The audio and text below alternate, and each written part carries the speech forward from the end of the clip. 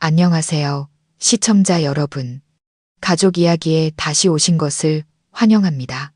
모든 여성분들에게 결혼식은 아마도 동화 같은 꿈일 겁니다. 인생의 단 하루, 가장 아름답고 행복한 공주가 되어 내 삶의 왕자님과 함께하는 날이죠. 저에게도 그런 꿈이 있었습니다.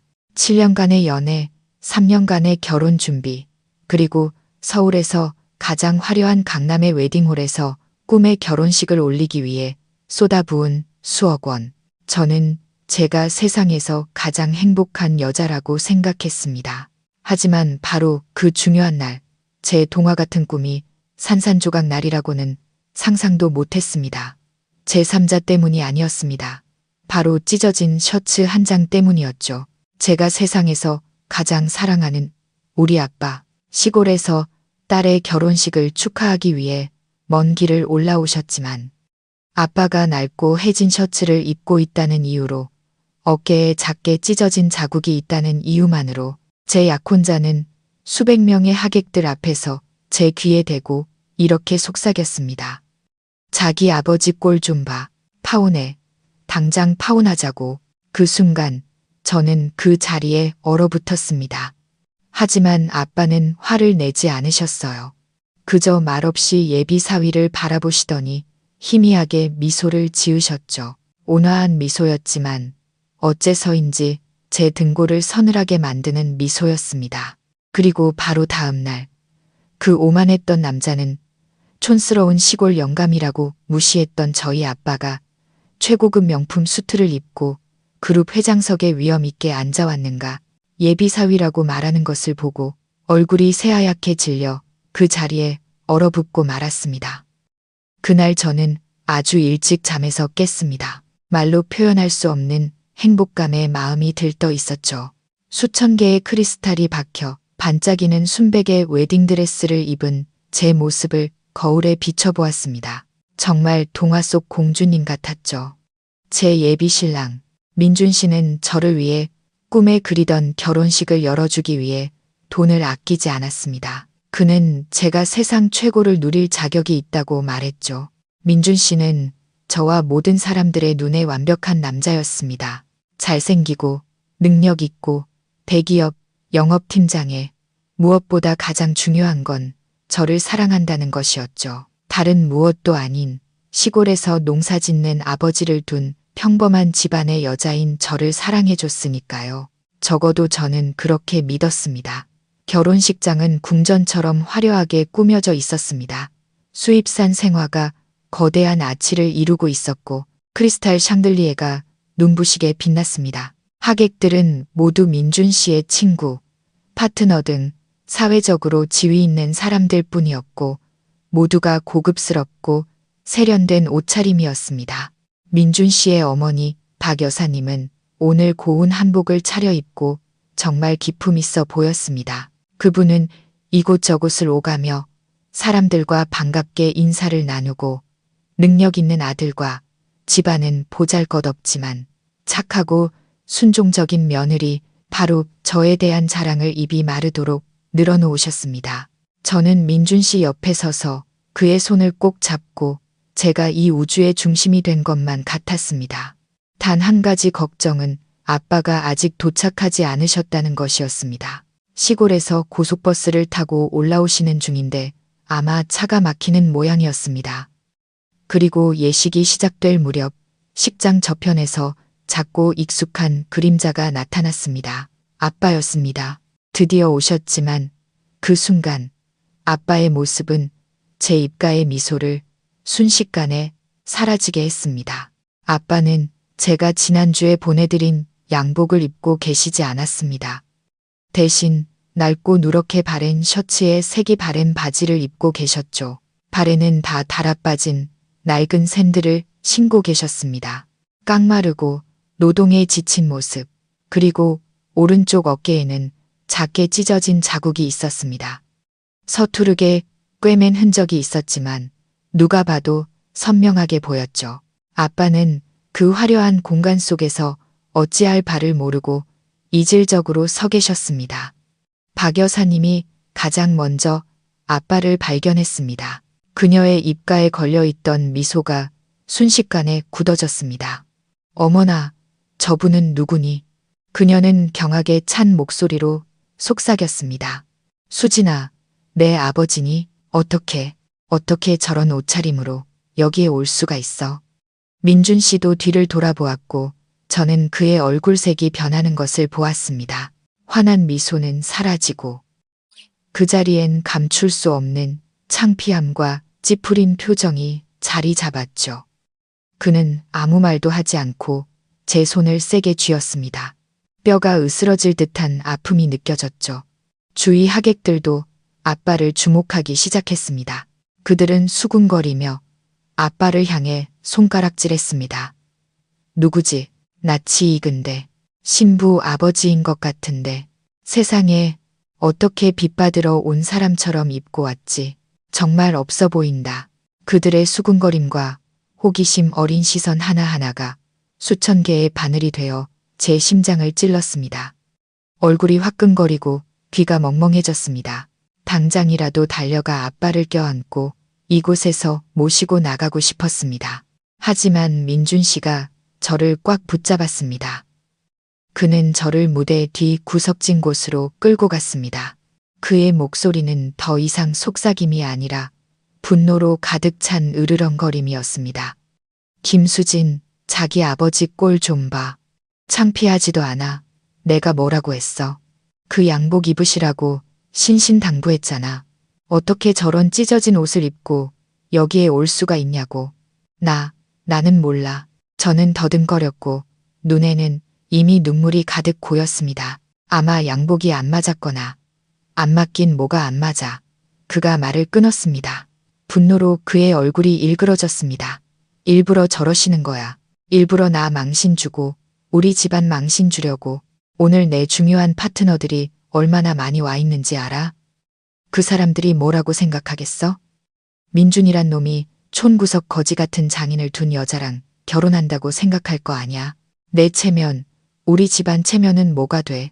그는 더 이상 평정심을 유지하지 못했습니다. 그는 완전히 헛된 체면에 눈이 멀어 있었습니다. 안 되겠어. 그가 단호하게 말했습니다. 이런 일은 절대 용납 못해.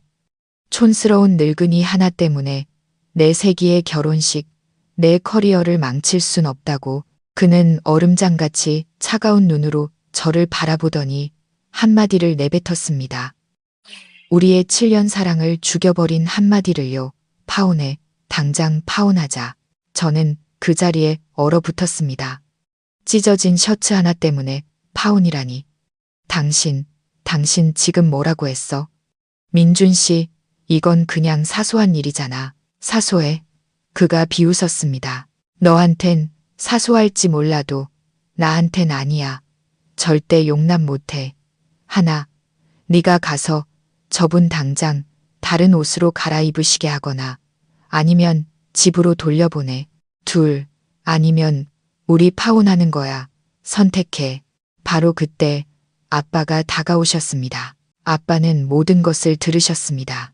하지만 아빠의 얼굴에는 분노나 슬픔의 기색이 전혀 없었습니다. 그저 조용히 예비 사위를 바라보고 다시 저를 바라보셨습니다. 그리고는 미소를 지으셨습니다. 온화하지만 깊고 무언가 이해할 수 없는 것을 품고 있는 미소. 저도 모르게 등골이 서늘해지는 그런 미소였습니다. 그는 민준 씨에게는 한마디도 하지 않았습니다. 그저 저를 향해 돌아서서 제 손을 가볍게 두드리며 나지막이 말씀하셨습니다. 됐다. 우리 그냥 집에 가자, 딸아. 민준 씨의 파혼하자는 말은 사형선고처럼 차갑고 단호하게 제가 7년 동안 공들여 쌓아 올린 동화 같은 꿈을 내리쳤습니다. 저는 이 화려한 결혼식장 한가운데 순백의 웨딩드레스를 입은 채 끝없는 심연으로 떨어지는 기분이었습니다. 주변의 모든 소리, 음악 소리, 하객들의 수군거림이 모두 멀어지고 제 심장이 산산조각 나는 소리만 들리는 듯 했습니다.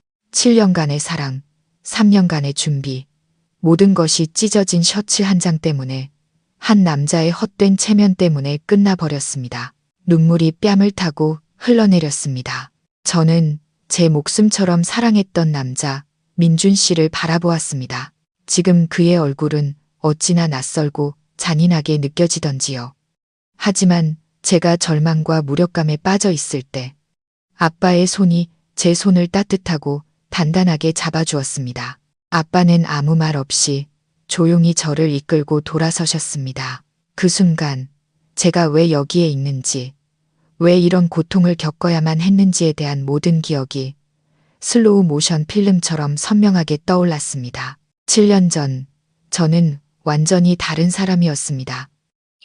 저는 약혼자에게 아버지가 모욕당하는 것을 묵묵히 듣고만 있는 평범한 집안의 김수진이 아니었습니다.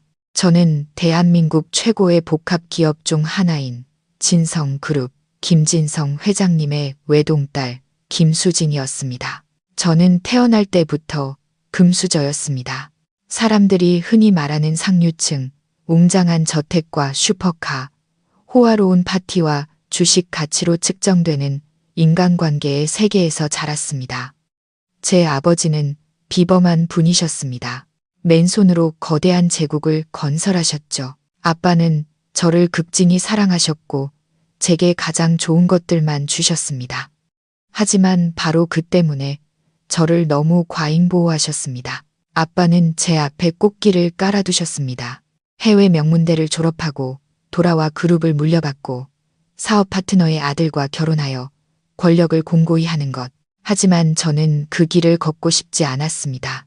상류층 세계에 살수록 저는 숨막히고 위선적이라고 느꼈습니다.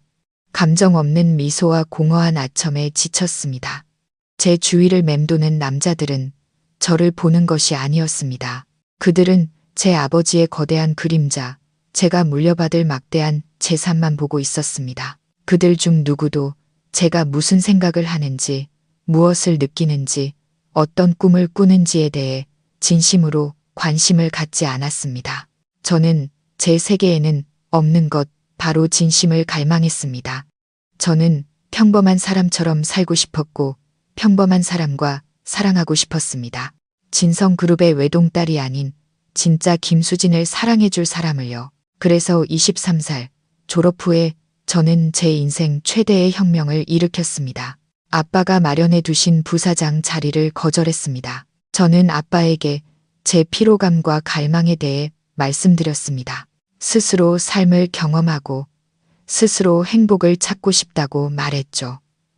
아빠는 한동안 침묵하시더니 반대하지 않으셨습니다. 그저 슬픔과 이해가 뒤섞인 눈빛으로 저를 바라보셨습니다. 알겠다. 아빠가 말씀하셨습니다. 그게 네가 원하는 것이라면 아빠가 7년을 주마. 내 인생을 살아볼 7년. 네가 하고 싶은 건 뭐든 하고 사랑하고 싶은 사람 아무나 사랑하렴. 아빠는 간섭하지도 지원하지도 않을 거다. 스스로 일해서 스스로 생활비를 벌어야 할 거야. 하지만 아빠에게 약속해라. 무슨 일이 있어도 누구에게도 무시당하지 마라. 그리고 이 집의 문은 언제나 너를 위해 활짝 열려 있다는 걸 기억하렴. 그렇게 저는 황금 세장을 벗어났습니다. 화려한 졸업장과 명품 옷들을 모두 치워버렸습니다. 저는 완전히 새로운 이력서를 만들었습니다.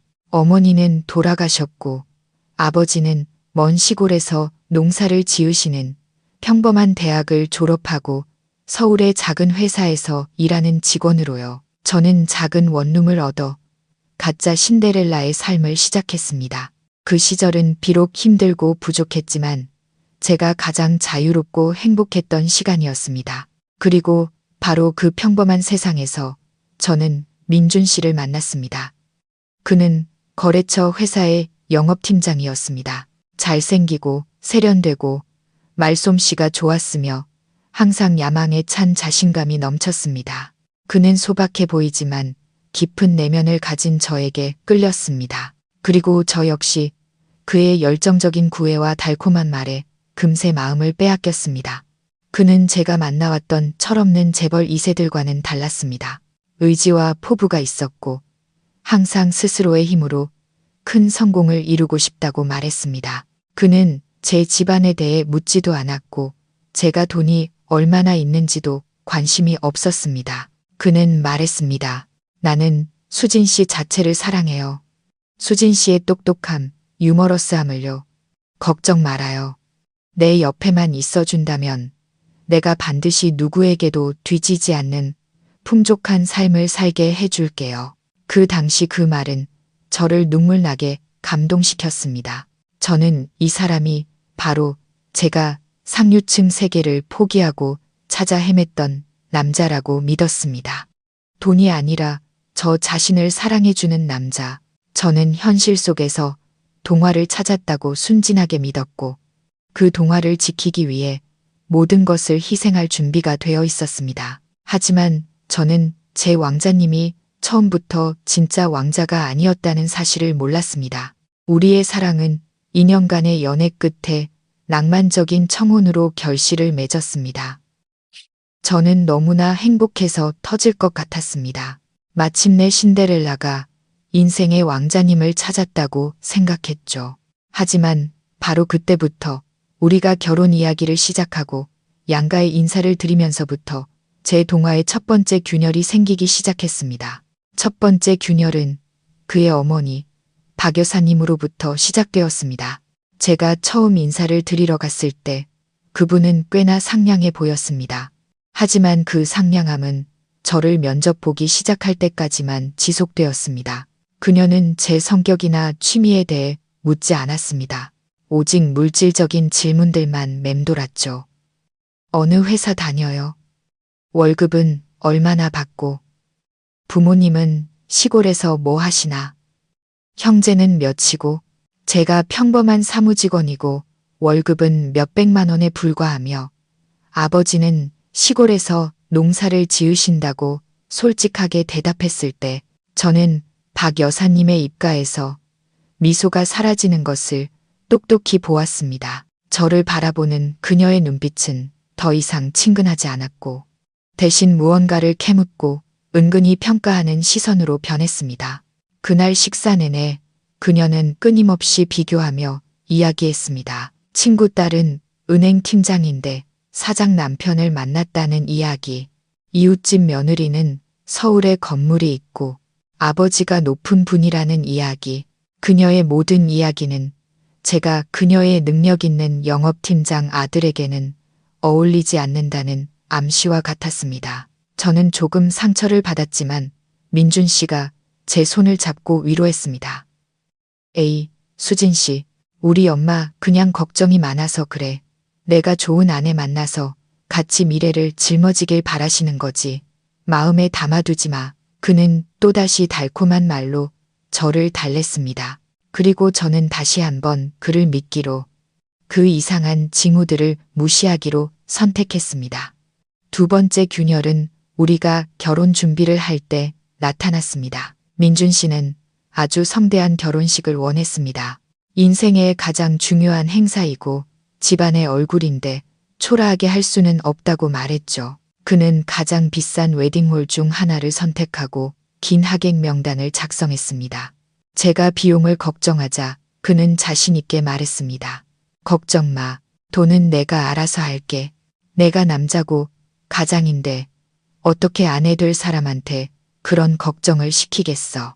그의 말은 정말 믿음직스러웠습니다. 하지만 며칠 후 그는 곤란한 표정으로 저를 찾아왔습니다.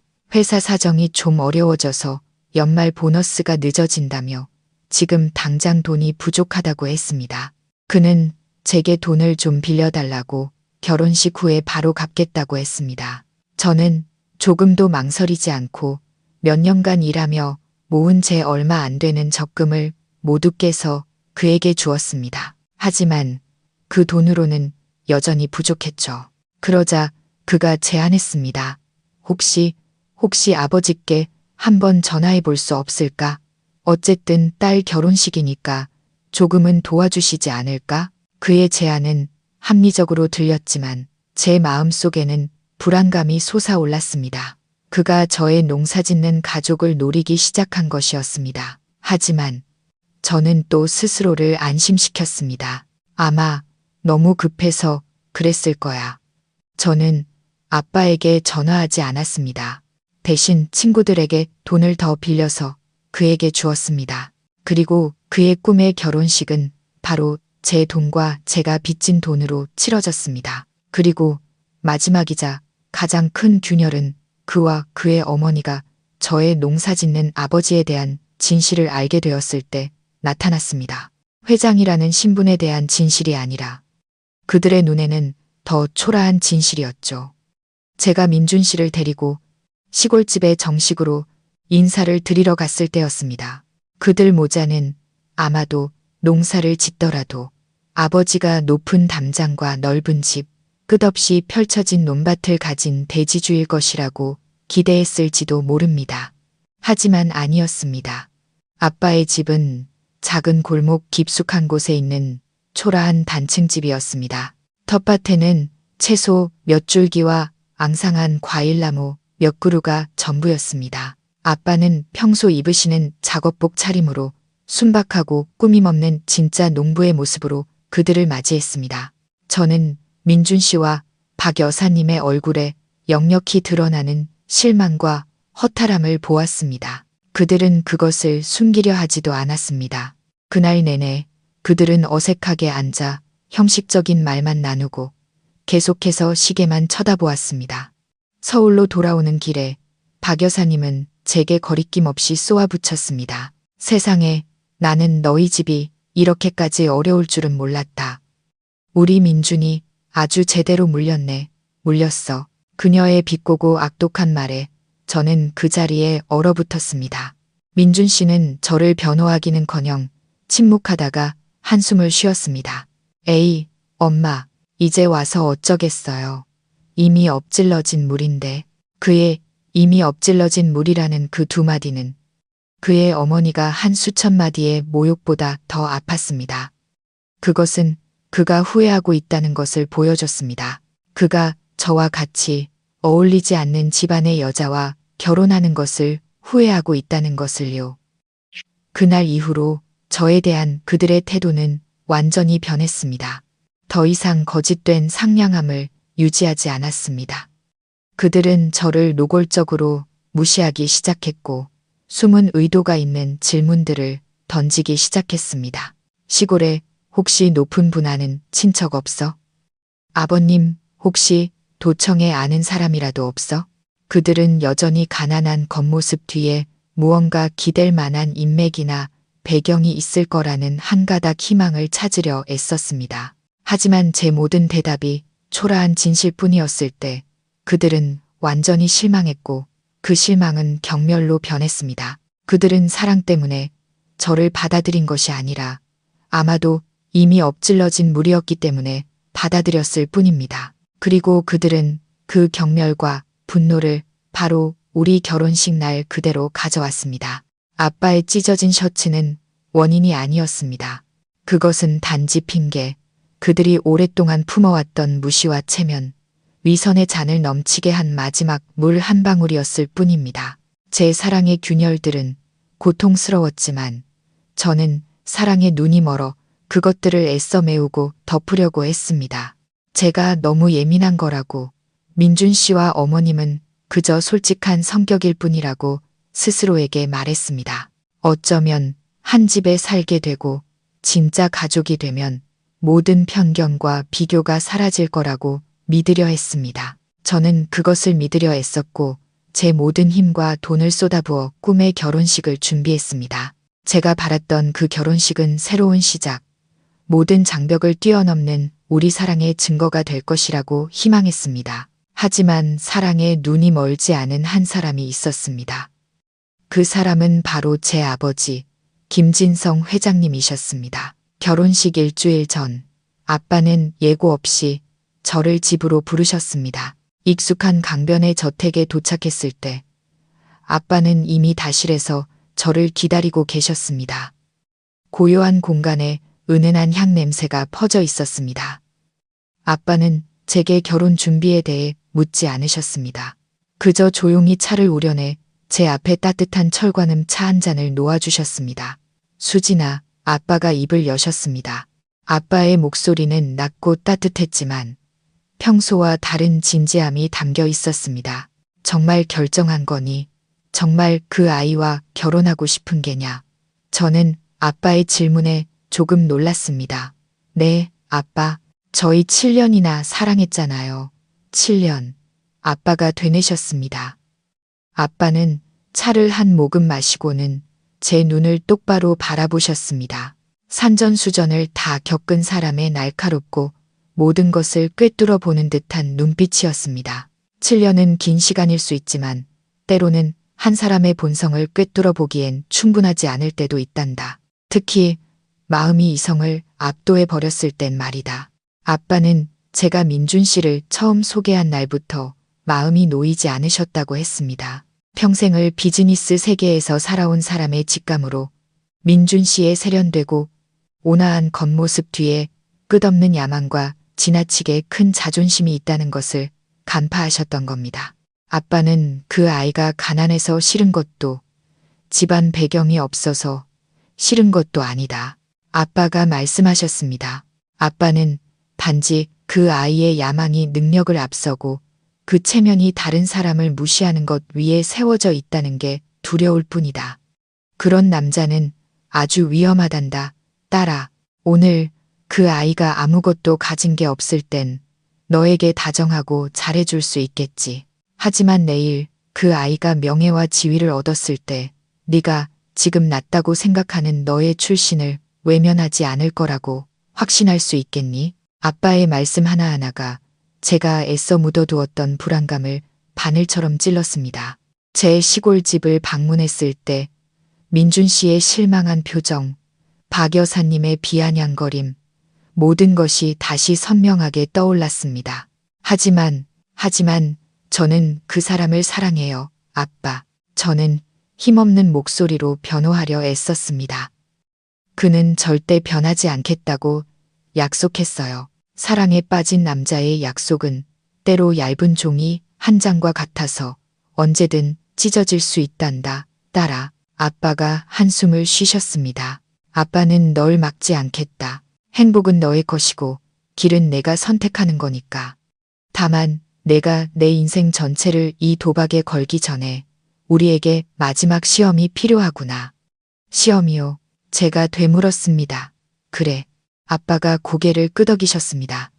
아빠의 눈빛이 의미심장하게 변했습니다. 그 아이가 너에게 주는 사랑과 그 가족이 우리에게 보이는 존중이 진짜인지 가짜인지 알아볼 마지막 시험.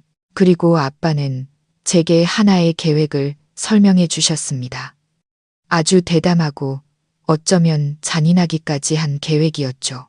아빠는 결혼식 날 그룹 회장으로서가 아니라 진짜 시골 농부 아버지, 딸의 결혼식에 참석한 남루한 시골 영감의 모습으로 나타나시겠다고 했습니다.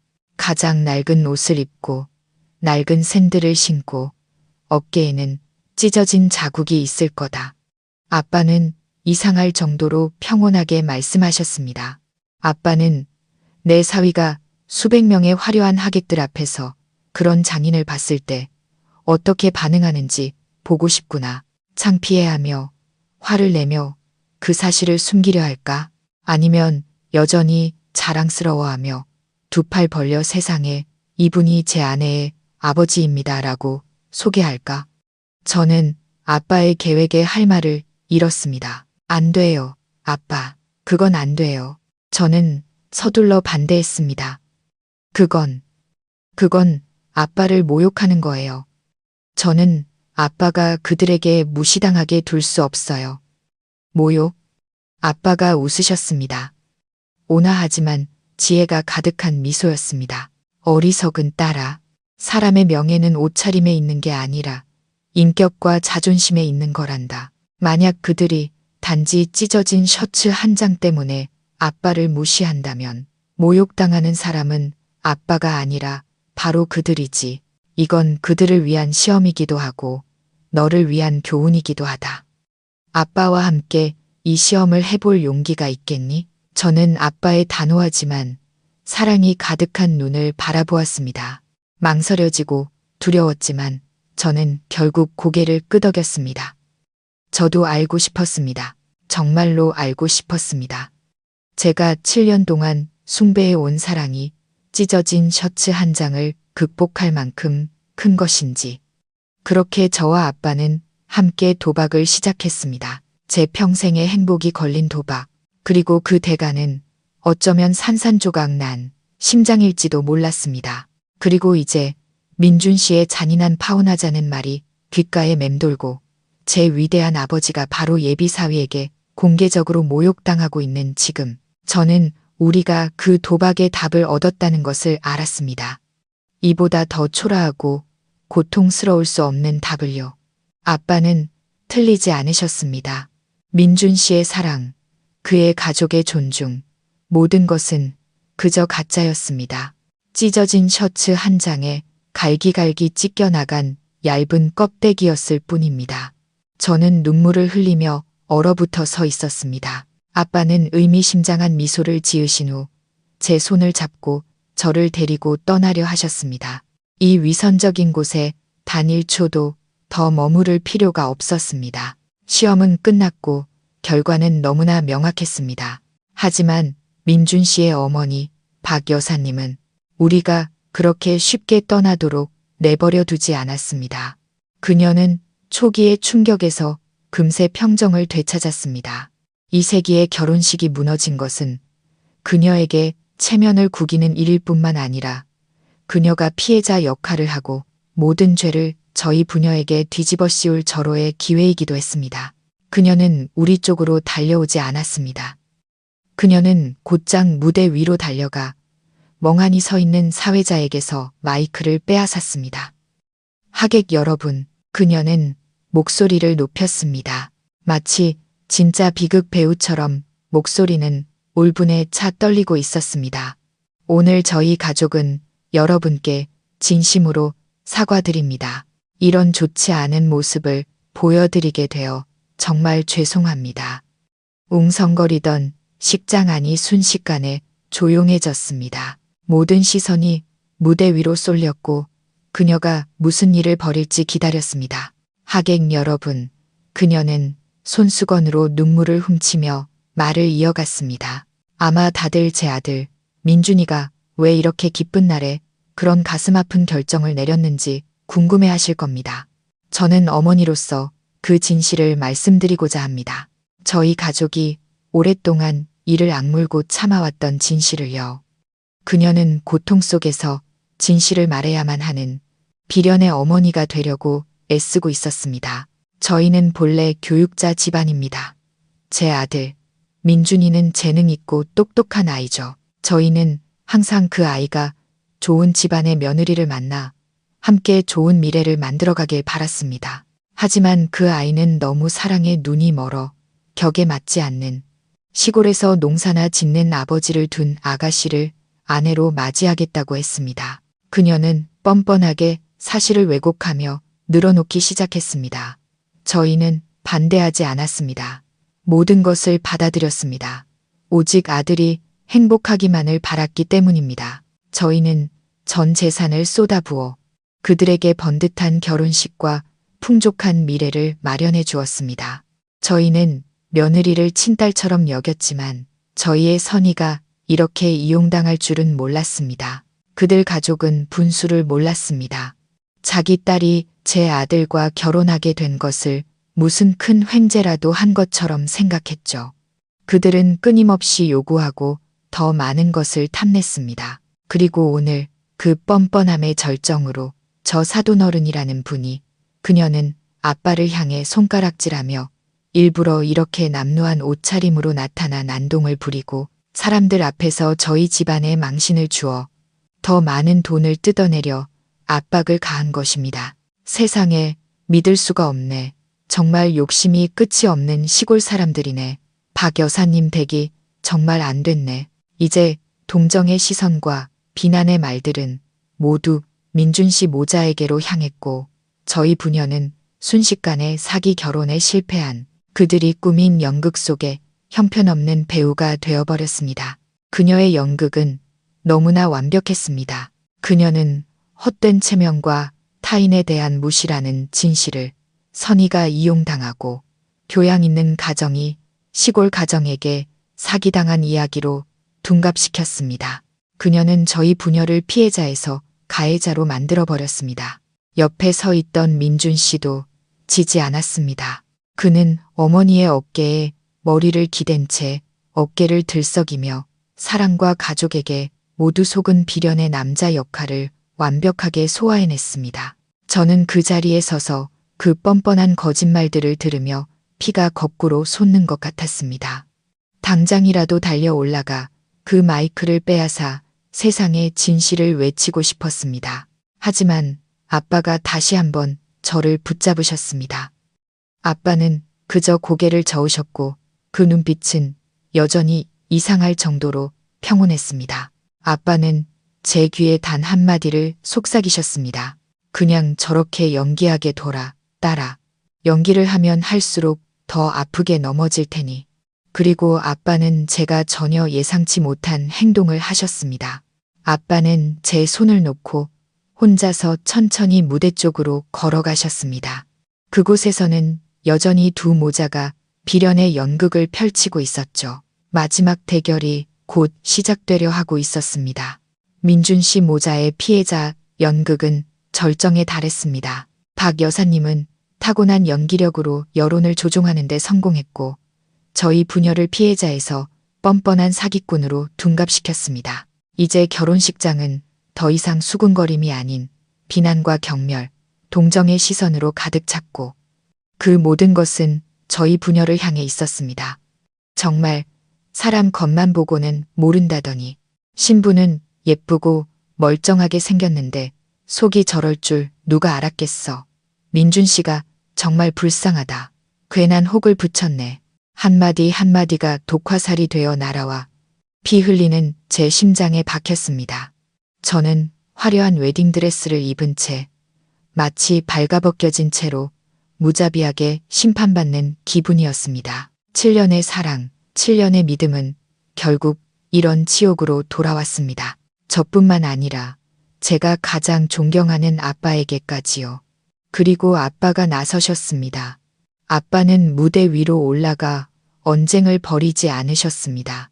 그저 조용히 제게로 걸어오셨습니다. 아빠는 경멸의 눈빛과 악의적인 수군거림을 뚫고 마치 자신의 정원을 산책하듯 평온하게 걸어오셨습니다. 아빠는 제 앞에 멈춰서서 아무 말 없이 의자에 놓여있던 어느 하객의 낡은 양복 재킷을 조용히 벗어 떨고 있는 제 어깨에 걸쳐주셨습니다. 그리고 제 차가운 손을 잡으셨습니다. 집에 가자, 딸아. 이곳은 더 이상 우리에게 속한 곳이 아니란다. 아빠의 목소리는 낮고 따뜻했으며 불타는 제 영혼을 달래주는 강물 같았습니다. 저는 눈물을 흘리며 고개를 끄덕였습니다. 이 위선적인 곳에 단 1초도 더 머물고 싶지 않았습니다. 그저 돌아가고 싶었습니다. 오직 우리 부녀만의 평화로운 세상으로요. 우리는 서로를 의지하며 한 걸음 한 걸음 결혼식장을 빠져나갔습니다. 산산조각 난 동화 같은 꿈을 뒤로 한 채 뒤편에서는 여전히 박 여사님의 가식적인 울음소리와 하객들의 위로하는 소리, 그리고 민준 씨의 안도의 한숨 소리가 들려왔습니다. 그는 성공했습니다. 그는 시골이라는 짐을 벗어던졌고 자신의 헛된 체면을 지켰으며 모든 사람들의 눈에 자신을 비련의 피해자로 만들었습니다. 너무나 완벽한 연극이었습니다. 아빠가 미리 준비해 두신 고급 세단이 구석진 곳에 주차되어 있었습니다. 우리가 웨딩홀을 나서자마자 차 문이 열렸습니다. 우리는 차에 올라탔고 문이 쾅하고 닫히며 바깥의 시끄럽고 위선적인 세상과 우리를 완전히 단절시켰습니다. 차 안은 무서울 정도로 고요했습니다. 차는 부드럽게 미끄러지며 밤의 서울, 붐비는 차량들 사이를 헤쳐나갔습니다. 하지만 저는 더 이상 바깥 풍경에 신경 쓸 겨를이 없었습니다. 안전한 공간에 들어오자 더 이상 비난의 눈초리를 마주하지 않아도 되자 제가 애써 세웠던 견고한 벽이 마침내 무너져 내렸습니다. 저는 아빠의 어깨에 머리를 기대고 소리내어 울기 시작했습니다. 어린아이처럼 서럽고 복받쳐 오르는 울음이었습니다. 저는 연기처럼 사라져버린 7년의 사랑을 위해 울었습니다. 아빠가 겪어야 했던 치욕을 위해 울었습니다. 그리고 저 자신의 어리석음을 위해 울었습니다. 왜 이렇게 된 거예요, 아빠? 저는 흐느꼈습니다. 왜 그 사람이 저한테, 아빠한테 이렇게까지 할 수 있었을까요? 겨우 찢어진 셔츠 하나 때문에요. 그리고 다른 감정, 실망보다 더 고통스러운 감정이 제 안에서 끌어올랐습니다. 그것은 바로 제 아버지를 향한 분노와 원망이었습니다. 저는 아빠를 살짝 밀치고 아빠의 눈을 똑바로 쳐다보며 책망하듯 말했습니다. 왜요? 왜 아빠는 이런 잔인한 계획을 꾸미신 거예요? 왜 가난한 아버지인 척 연기하셨냐고요? 처음부터 아빠가 회장님으로 나타나셨으면 그들은 감히 그러지 못했을 거예요. 우리한테 절대 이렇게 대하지 못했을 거라고요. 이 모든 게 다 아빠 때문이에요. 아빠가 저를 이런 상황으로 밀어 넣으신 거라고요. 저는 이성을 잃었습니다. 제 모든 분노와 고통을 지금 제 곁에 있는 유일한 사람인 아빠에게 쏟아냈습니다. 아빠는 제 원망에 조금도 놀라지 않으셨습니다. 화를 내지도 않으셨습니다. 그저 조용히 저를 바라보셨고 아빠의 눈에는 책망이 아닌 무한한 슬픔과 연민만이 담겨 있었습니다. 아빠는 두 팔을 벌려 저를 품에 안아주셨습니다. 아주 굳세고 따뜻한 포옹이었습니다. 울어라 딸아. 아빠를 원망하려무나. 그게 내 마음을 편하게 해준다면 말이다. 아빠는 제가 어릴 때처럼 등을 가볍게 토닥여 주셨습니다. 미안하다. 이런 고통을 겪게 해서 정말 미안하다. 이게 얼마나 잔인한 일인지 아빠도 안다. 하지만 딸아, 아빠 말을 들어보렴. 아빠의 낮고 따뜻한 목소리가 제 귓가에 속삭였습니다. 거짓 속에서 평생을 사는 것보다 진실 때문에 한 번 아픈 게 낫단다. 한번 생각해 보렴. 아빠가 말을 이으셨습니다. 만약 오늘 아빠가 이 시험을 하지 않았다면, 아빠가 회장으로 나타났다면 무슨 일이 일어났을까? 그래, 그들은 감히 우리를 무시하지 못했겠지. 그들은 너를 칭송하고 아첨하고 너를 여왕처럼 대했을 거다. 너는 더 성대한 결혼식을 올리고 겉보기에는 아주 완벽한 결혼 생활을 했겠지. 하지만 그 다음은 너는 너를 진심으로 사랑하는 게 아니라 너의 배경을 사랑하는 남편과 평생을 살아야 했을 거다. 너를 진심으로 존중하는 게 아니라 너를 이용하려는 시댁과 평생을 살아야 했을 거다. 너는 위선과 감정 없는 미소, 뒤에서 이뤄지는 계산의 세계에서 살아야 했을 거야. 그런 인생을 살고 싶었니, 수진아? 아빠의 말씀 한마디 한마디가 제 안의 분노의 불길을 서서히 끄고 눈먼 어리석음의 안개를 걷어내는 시원한 물줄기 같았습니다. 저는 이해하기 시작했습니다. 저는 오늘 아빠의 잔인함이 사실은 가장 깊은 사랑이었다는 것을 깨닫기 시작했습니다. 아빠는 단순히 사위를 시험하신 게 아니었습니다.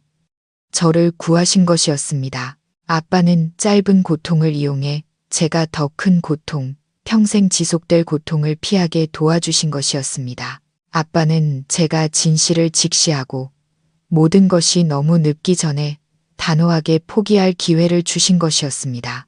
저는 고개를 들어 세월의 흔적이 깊게 새겨진 아빠의 눈을 바라보았습니다.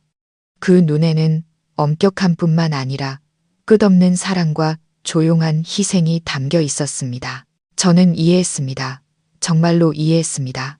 저는 다시 한번 아빠의 품에 머리를 기댔습니다. 하지만 이번에는 원망의 눈물이 아닌 감사와 후회의 눈물이었습니다.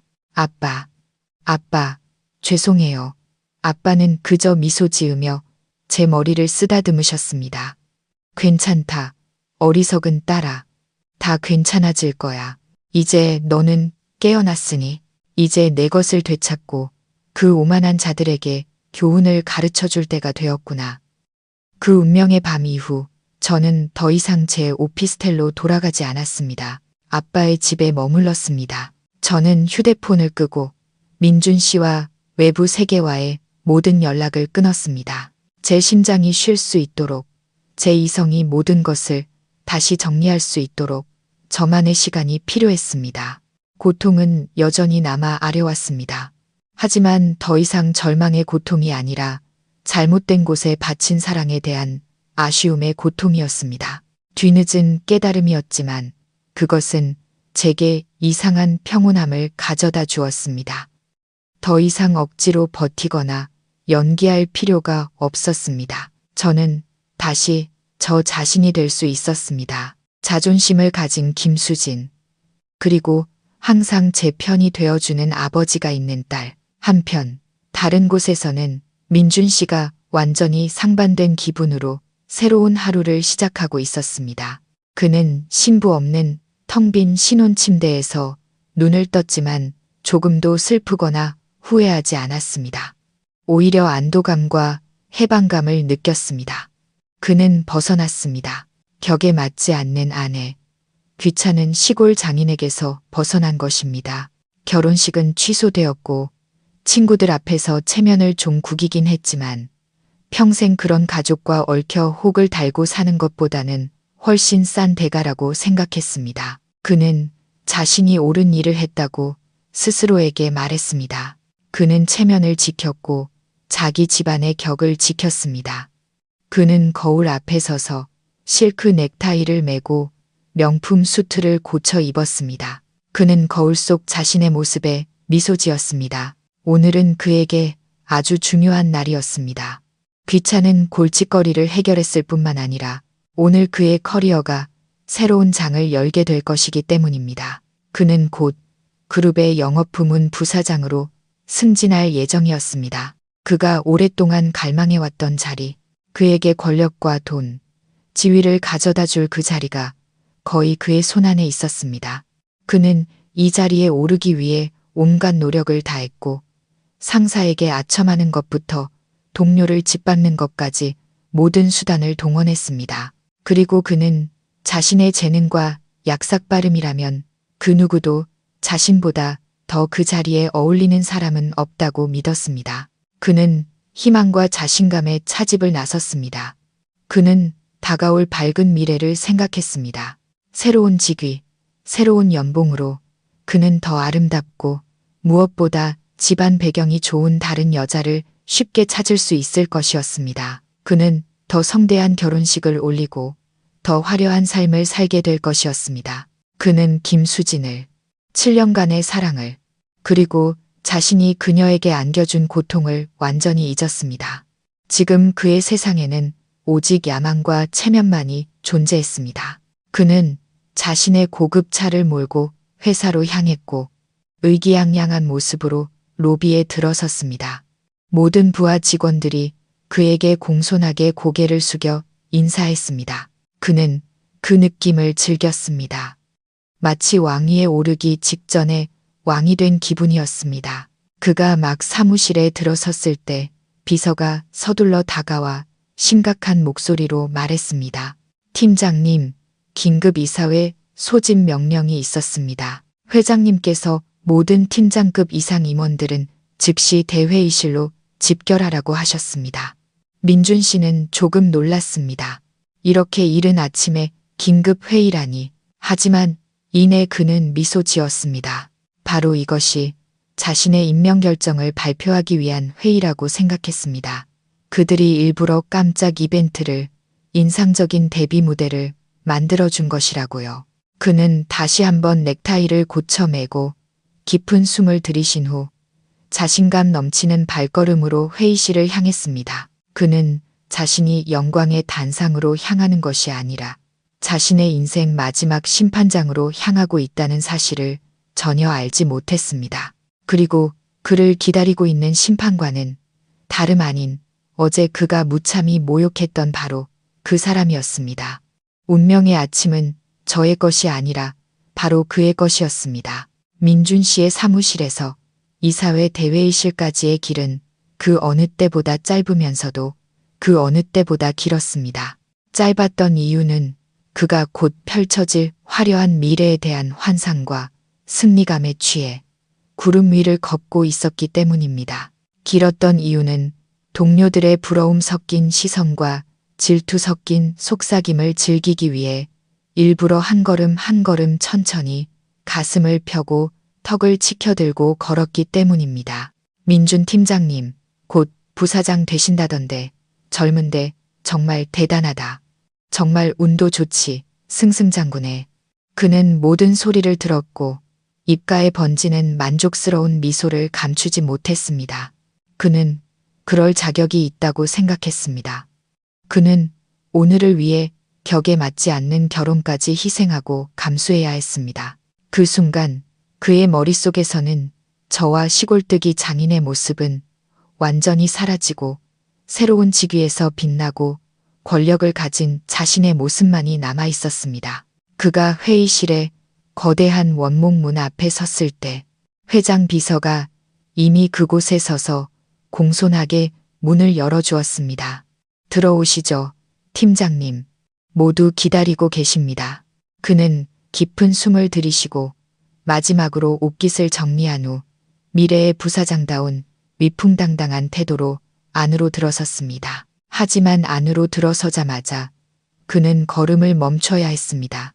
회의실 안의 분위기는 그가 상상했던 것과는 완전히 달랐습니다. 임명 결정 발표식의 분위기가 전혀 아니었습니다. 꽃도 박수갈채도 없었고 대신 무서운 침묵이 흘렀습니다. 넓은 회의실, 타원형의 긴 나무 테이블에는 사람들로 가득 차 있었습니다. 이사회의 모든 멤버들, 비즈니스계의 노련한 거물들이 모두 참석해 있었습니다. 평소 민준 씨가 일주일을 기다려야 겨우 만날 수 있었던 부사장들과 지사장들도 오늘은 모두 그곳에 조용히 앉아 있었습니다. 모두의 얼굴은 심각하고 굳어 있었습니다. 몇몇이 고개를 들어 그를 쳐다봤지만 그들의 눈빛에는 환영의 기색이 없었고 오직 차가운 탐색과 약간의 동정심만이 섞여 있었습니다. 벽에 걸린 시계의 초침 소리가 들릴 정도로 긴장된 분위기였습니다. 민준 씨는 조금 당황했습니다. 무슨 일이지? 왜 분위기가 이렇게 이상하지? 혹시 내가 모르는 그룹의 큰 위기라도 닥친 건가? 하지만 그는 이내 스스로를 안심시켰습니다. 아마도 이것은 경영진이 그에게 주는 마지막 시험일 거야. 그의 배짱을 긴장된 상황에서 어떻게 반응하는지 보고 싶은 거겠지. 그는 재빨리 자신감을 되찾고 미소를 지으며 임원들에게 고개를 숙여 인사한 후 비어있는 유일한 자리, 바로 대표이사 옆에 마련된 자리로 향했습니다. 그는 허리를 꼿꼿이 세우고 앉아 이 권력의 세계의 일원인 척하려고 애썼습니다. 그는 그 자리가 영웅을 위한 자리가 아니라 심판을 기다리는 피고인을 위한 자리라는 것을 전혀 알지 못했습니다. 회의가 시작되었지만 회의를 주재하는 사람은 평소에 인자한 인상의 늙은 이사회 의장이 아니었습니다. 대신 다른 사람, 민준 씨가 한 번도 본 적 없는 사람이었습니다. 그는 가장 높은 자리, 명예회장 자리에 앉아 있었습니다. 그 자리는 존재한다고 소문만 들었을 뿐 누구인지는 전혀 알려지지 않은 인물이었습니다. 그 남자는 그룹이 생사의 기로에 놓인 중대한 결정을 내릴 때만 나타나는 것 같았습니다. 그리고 오늘 그가 나타난 것이었습니다. 그것은 분위기를 더욱 미스터리하고 긴장되게 만들었습니다. 명예회장은 아무 말도 하지 않고 대표이사에게 시작하라는 신호만 보냈습니다. 대표이사는 헛기침을 했고 그의 얼굴도 매우 심각했습니다. 여러분, 오늘 우리는 긴급 회의를 소집했습니다. 이유는 우리 그룹이 비즈니스 문제가 아닌 문화와 도덕의 문제에 직면했기 때문입니다. 회의실은 조용했습니다. 민준 씨도 숨을 죽였습니다. 그는 아직 무슨 일인지 이해하지 못했습니다. 여러분도 아시다시피 대표이사가 말을 이었습니다. 우리 진성그룹은 창립 이래로 항상 신뢰와 인성을 최우선으로 여겨왔습니다. 우리가 성공한 것은 단지 올바른 경영 전략 때문만이 아니라 재능뿐만 아니라 덕망까지 갖춘 인재들을 양성했기 때문입니다. 우리는 항상 그것을 자랑스럽게 여겨왔습니다. 하지만 최근 우리가 애써 쌓아온 이미지와 핵심 가치에 심각한 영향을 미치는 매우 유감스러운 사건이 발생했습니다. 말을 마친 그는 민준 씨를 돌아보았습니다. 실망 가득한 시선이었습니다. 민준 팀장, 내가 무슨 얘기를 하는지 알겠나? 민준 씨의 심장이 마구 뛰기 시작했습니다. 불길한 예감이 들었지만 그는 여전히 순진한 척했습니다. 아니요, 대표님. 잘 모르겠습니다. 모르겠다고 대표이사가 차가운 미소를 지었습니다. 그럼 내가 알게 해주지. 자네의 행동과 말이 더 이상 자네 개인의 문제가 아니라는 걸 알고 있나? 자네는 영업팀장이고 그룹 전체의 얼굴이야. 자네의 모든 행동은 여기에서 일하는 수천 명의 사람들의 신뢰에 영향을 미칠 수 있어. 이제 알겠나? 하지만 제가 뭘 잘못했습니까? 민준 씨는 여전히 완강했습니다. 그는 결혼식이 파혼된 것은 사적인 일일 뿐 자신의 업무에 영향을 미칠 수 없다고 믿었습니다. 그는 자신이 능력만 있다면, 회사의 이익만 가져다 준다면 다른 모든 일은 용서될 수 있다고 믿었습니다. 그는 자신의 재능을 너무 과신했고 도덕이라는 두 글자의 중요성을 너무 얕보았습니다. 그는 자신의 가장 큰 실수가 시골 영감을 모욕한 것이 아니라 사람을 잘못 건드렸다는 것을 전혀 몰랐습니다. 그는 이 그룹 전체의 용의 영린을 건드린 것이었습니다. 자네가 잘못한 게 없다고. 이번에 목소리를 낸 사람은 대표이사가 아니었습니다. 회의실 가장 높은 자리에서 울려 퍼지는 낮고 위험 있는 다른 목소리였습니다. 그 목소리는 이상할 정도로 익숙해서 민준 씨의 등골이 저도 모르게 서늘해졌습니다. 그는 고개를 들어 처음으로 그 미스터리한 명예회장을 똑바로 쳐다보았습니다. 아까부터 거대한 의자의 어둠 속에 조용히 앉아있던 그 남자가 이제 몸을 돌려 빛이 있는 곳으로 걸어 나왔습니다. 그는 완벽하게 재단된 이탈리아 명품 수트를 입고 있었고 나이가 들었음에도 불구하고 여전히 멋진 몸매를 돋보이게 했습니다. 그의 손목에는 한정판 파텍 필립 시계가 조명 아래 반짝였습니다. 그의 태도에서는 권력의 정점에 서 있는데 익숙한 사람의 위엄과 기품이 풍겨 나왔습니다. 하지만 민준 씨를 얼어붙게 만든 것은 그런 것들이 아니었습니다. 바로 그 남자의 얼굴이었습니다. 세월의 주름이 깊게 새겨져 있었지만 여전히 강인한 윤곽을 유지하고 있는 얼굴. 바로 어제 그가 보고 모욕하고 차마 입에 담지 못할 악담을 퍼부었던 바로 그 얼굴이었습니다.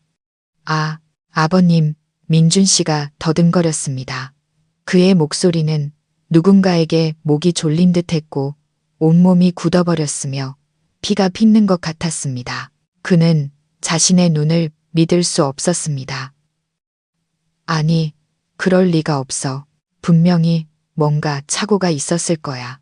그 촌스러운 늙은이, 그 남루한 농부가 어떻게 이 사람일 수가 있지? 어떻게 이 자리에 앉아 있을 수 있단 말인가? 그는 눈을 비비고 또 비볐지만 아무것도 변하지 않았습니다. 여전히 그 얼굴, 그 눈빛이었습니다. 단지 옷차림이 바뀌었고 눈빛이 더 이상 온화하고 인내심 있는 눈빛이 아니라 그의 죄 많은 영혼을 꿰뚫는 칼날처럼 차갑고 날카로웠다는 점만 달랐습니다. 회의실의 모든 임원들도 그 못지않게 놀랐습니다. 그들은 어리둥절한 표정으로 서로를 쳐다보고 다시 명예회장을 쳐다보고 그리고 시체처럼 창백해진 민준 씨를 쳐다보았습니다. 그들은 무슨 일이 일어나고 있는지 이해하지 못했습니다. 아버님, 무슨 관계지? 왜 민준 팀장이 존경하는 회장님을 아버님이라고 부르는 거지? 제 아버지, 김진성 회장님은 그들이 오랫동안 궁금해하도록 내버려 두지 않으셨습니다. 그는 천천히 일어나 회의 테이블을 돌아 민준 씨 바로 뒤에 멈춰섰습니다. 그는 민준 씨를 보지 않고 회의실의 모든 사람들을 한번 훑어보았습니다. 여러분들의 귀한 시간을 뺏어서 죄송합니다. 그가 입을 열었습니다. 그의 목소리는 이제 평소에 낮고 따뜻한 음색으로 돌아왔지만 여전히 무시할 수 없는 위험이 담겨 있었습니다. 이제 제 자신에 대해 다시 소개해야 할 때가 온 것 같습니다. 저는 진성그룹의 창립자이자 이사회 의장인 김진성입니다. 와 하는 큰 탄성이 터져 나왔고 모든 사람들이 벌떡 일어나 공손하게 고개를 숙였습니다. 그들은 오랫동안 그의 명성을 들어왔지만 살아있는 전설을 직접 뵙는 것은 이번이 처음이었습니다. 그리고 그가 말을 이었습니다. 그리고 그는 민준 씨의 어깨에 손을 얹었습니다. 가벼운 손길이었지만 천근만근의 무게가 실려 있었습니다. 소개하겠습니다. 이 친구는 우리 회사의 영업팀장인 민준 군이고 또한 제 사위가 될 뻔했던 사람입니다. 사위가 될 뻔했던이라는 두 단어를 그가 강조하자 회의실은 다시 한번 술렁거렸습니다. 민준 씨는 온몸을 부들부들 떨었습니다. 그는 기절할 것 같았습니다. 그는 일어나서 이 자리에서 도망치고 싶었지만 그의 다리는 더 이상 말을 듣지 않았습니다. 아빠는 그에게 그럴 기회를 주지 않으셨습니다. 그는 자신의 회장 자리로 돌아가 비서에게 신호를 보냈습니다.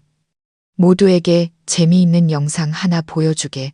비서는 고개를 끄덕였고 회의실의 대형 프로젝터 스크린이 갑자기 환하게 켜졌습니다. 어제의 결혼식 영상. 우리 부녀만 알고 있다고 생각했던 그 영상이 이제 그룹의 모든 경영진 앞에서 공개적으로 상영되고 있었습니다. 찢어진 셔츠를 입은 아빠가 민준 씨에게 모욕당하는 장면. 박 여사님이 경멸적인 말을 내뱉는 장면. 그리고 민준 씨의 잔인한 파혼하자는 말까지 모든 것이 하나도 빠짐없이 선명하게 기록되어 있었습니다. 회의실은 죽음 같은 침묵에 잠겼고 오직 영상 속의 목소리만이 엄중한 고발장처럼 울려 퍼졌습니다.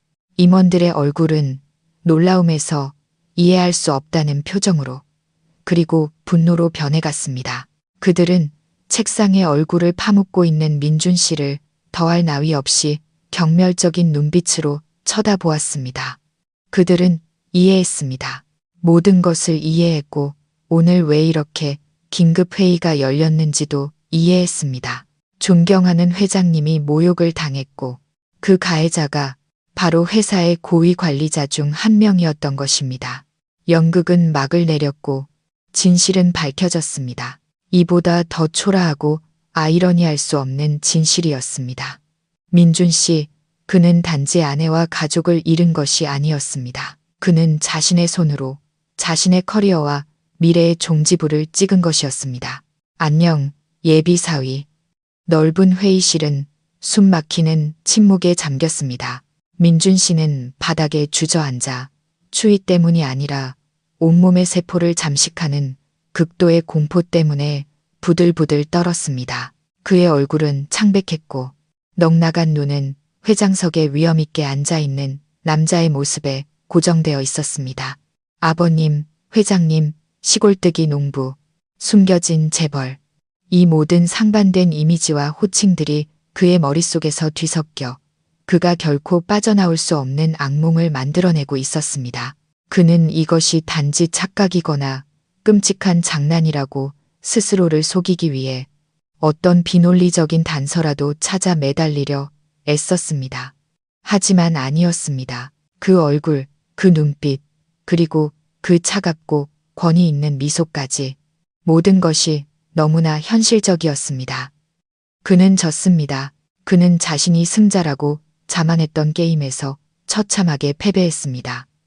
제 아버지, 김진성 회장님은 그가 그 좌절감에 더 이상 빠져 있도록 내버려 두지 않으셨습니다.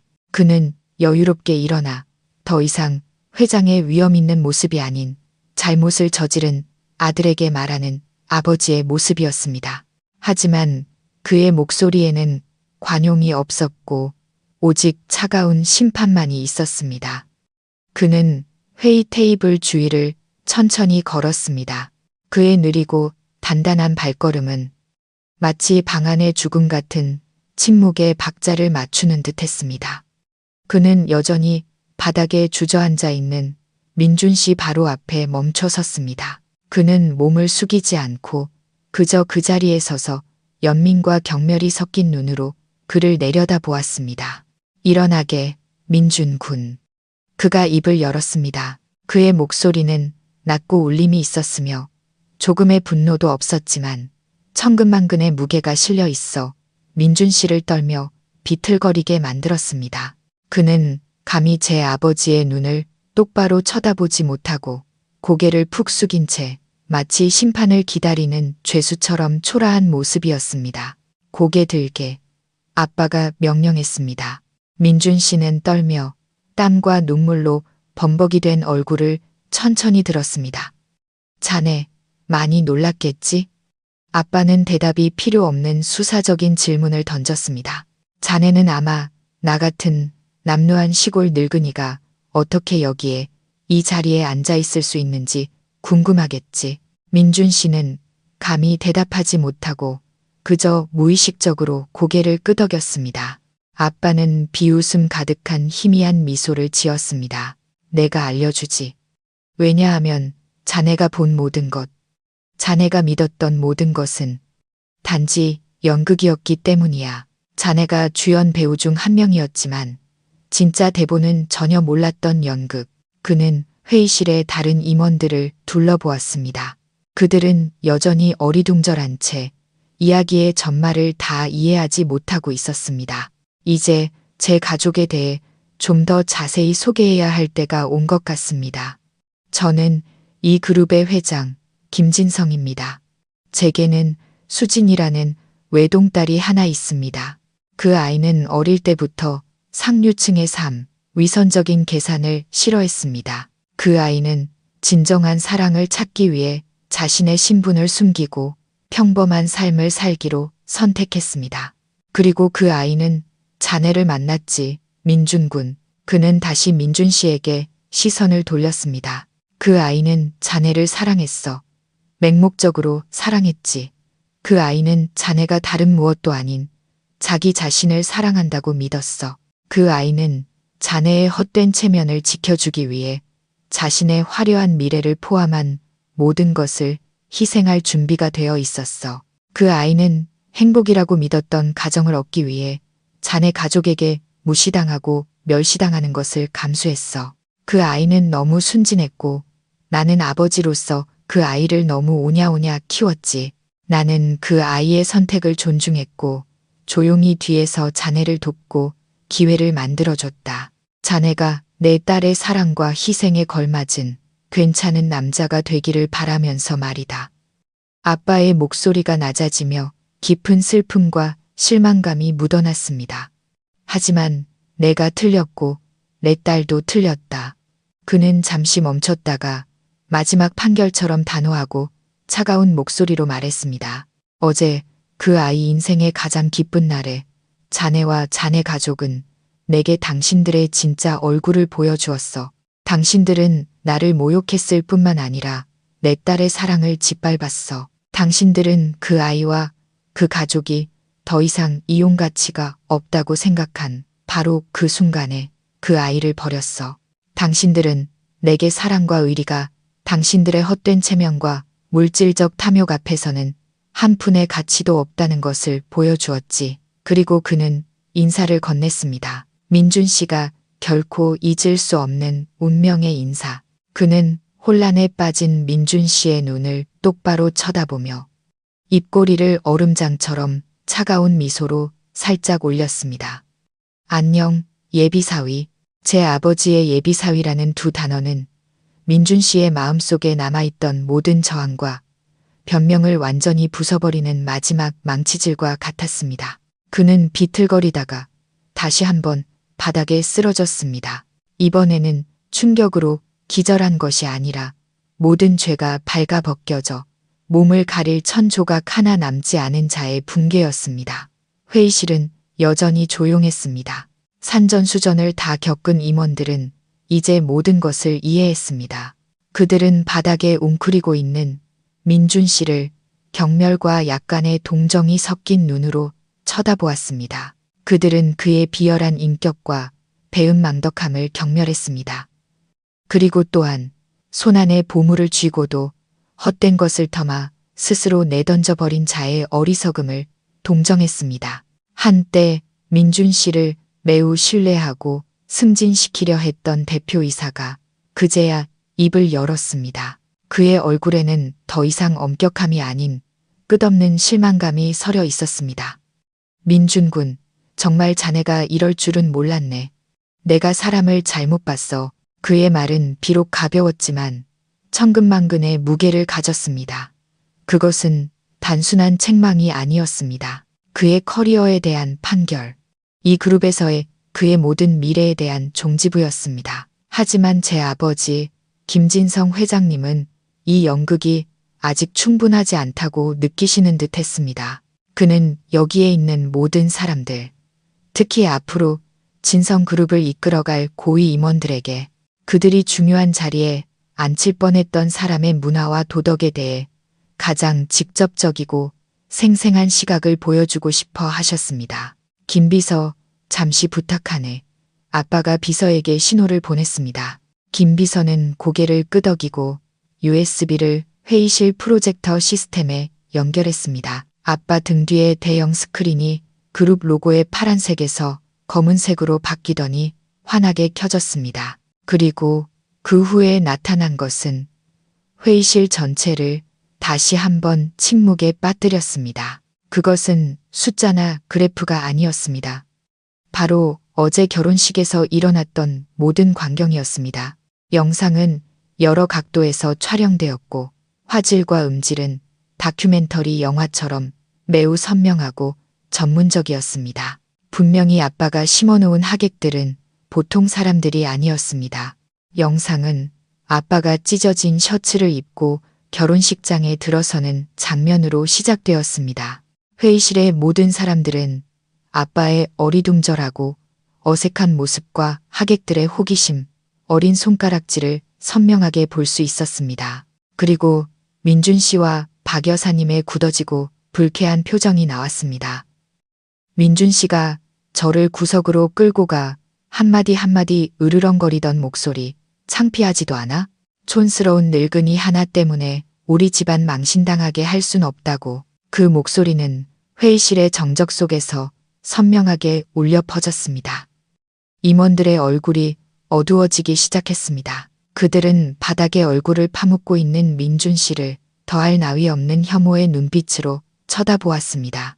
하지만 그것이 전부가 아니었습니다. 연극은 무대 위 박 여사님의 등장으로 계속되었습니다. 그녀의 눈물 가득한 독백, 자신들의 가족이 사기당하고 이용당했다는 뻔뻔한 거짓말이 하나도 빠짐없이 재현되었습니다. 저희는 본래 교육자 집안입니다. 전 재산을 쏟아부어 그들에게 번듯한 결혼식을 마련해 주었지만 저희의 선의가 이렇게 이용당할 줄은 몰랐습니다. 이 말을 듣자 몇몇 임원들은 비웃음을 참지 못하고 터뜨렸습니다. 그들은 자신들의 교양 있는 딱지로만 세상을 보는 한 여자의 어리석음과 근시안적인 태도를 비웃고 있었습니다.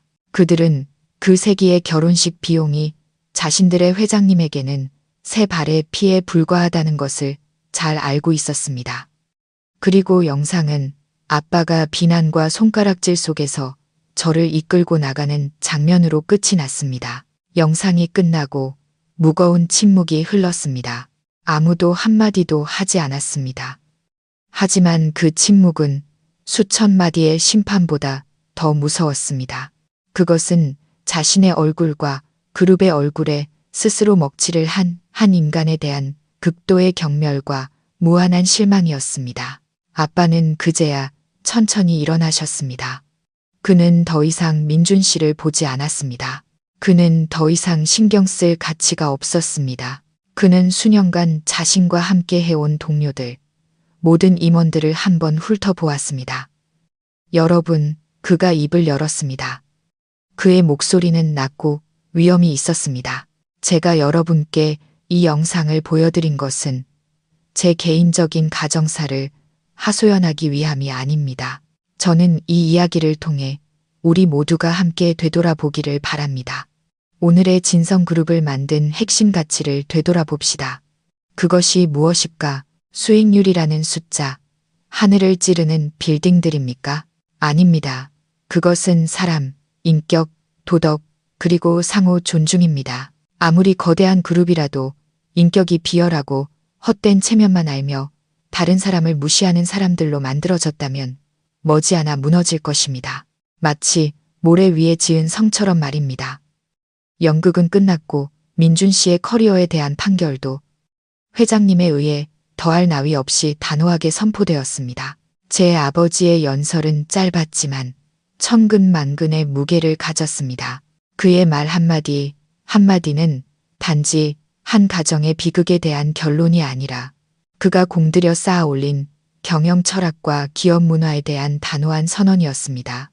그것은 단지 민준 씨 한 사람을 위한 심판이 아니라 회의실에 앉아 있는 모든 임원들에게 깊은 교훈과 경고의 메시지였습니다. 회의실은 쥐 죽은 듯 조용했고 아무도 감히 입을 열지 못했습니다. 그들은 모두 그들의 회장님이 단지 개인적인 일로 화가 난 것이 아니라 거대한 제국의 미래와 도덕적 기반을 진심으로 걱정하고 있다는 것을 이해했습니다. 한 그룹은 뛰어난 인재를 가질 수 있지만 만약 그 인재들이 인격이 결여되어 있다면 그들은 자산이 아니라 내부에서 모든 것을 파괴할 수 있는 위험한 씨앗이 될 것입니다. 연설 후 아빠는 자리에 앉으셨습니다. 그는 더 이상 한마디도 하지 않고 단지 대표이사에게 눈짓을 보냈습니다. 아까부터 어두운 표정으로 조용히 앉아있던 대표이사가 그제야 일어섰습니다. 그는 민준 씨를 보지 않고 이사회의 모든 멤버들을 한번 훑어보며 분명하고 단호한 목소리로 말했습니다. 회장님, 그리고 이사회 여러분, 모든 사건을 검토하고 우리 그룹이 항상 추구해온 핵심 가치에 근거하여 저는 대표이사로서 영업팀장 민준 군의 경우에 대한 최종 결정을 내리겠습니다. 아까부터 바닥에 얼굴을 파묻고 있던 민준 씨는 자신의 이름이 불리자 넉나간 얼굴을 들었습니다. 그의 눈에는 희미한 희망의 빛이 서려 있었습니다. 아마도 그는 여전히 관용을 바라고 있었을 겁니다. 아마도 그는 자신의 공헌과 그가 가져온 계약들을 생각하면 회사가 자신을 그렇게 매정하게 버리지 않을 것이라고 생각했을 겁니다. 그는 여전히 자신의 가치에 대한 마지막 환상에 매달리고 있었습니다. 하지만 대표이사는 그 환상을 더할 나위 없이 초라한 판결로 즉시 짓밟아 버렸습니다. 첫 번째 결정입니다. 그가 시작했습니다. 그의 목소리는 판사처럼 차가웠습니다. 민준 군을 영업부문 부사장으로 임명하려던 제안을 전면 취소합니다. 이 자리는 재검토하여 다른 사람에게 맡길 것입니다. 능력뿐만 아니라 그 자리에 걸맞은 도덕적 자격을 갖춘 사람에게 말입니다. 첫 번째 결정은 민준 씨의 승진이라는 꿈에 내리쳐진 망치질과 같았습니다.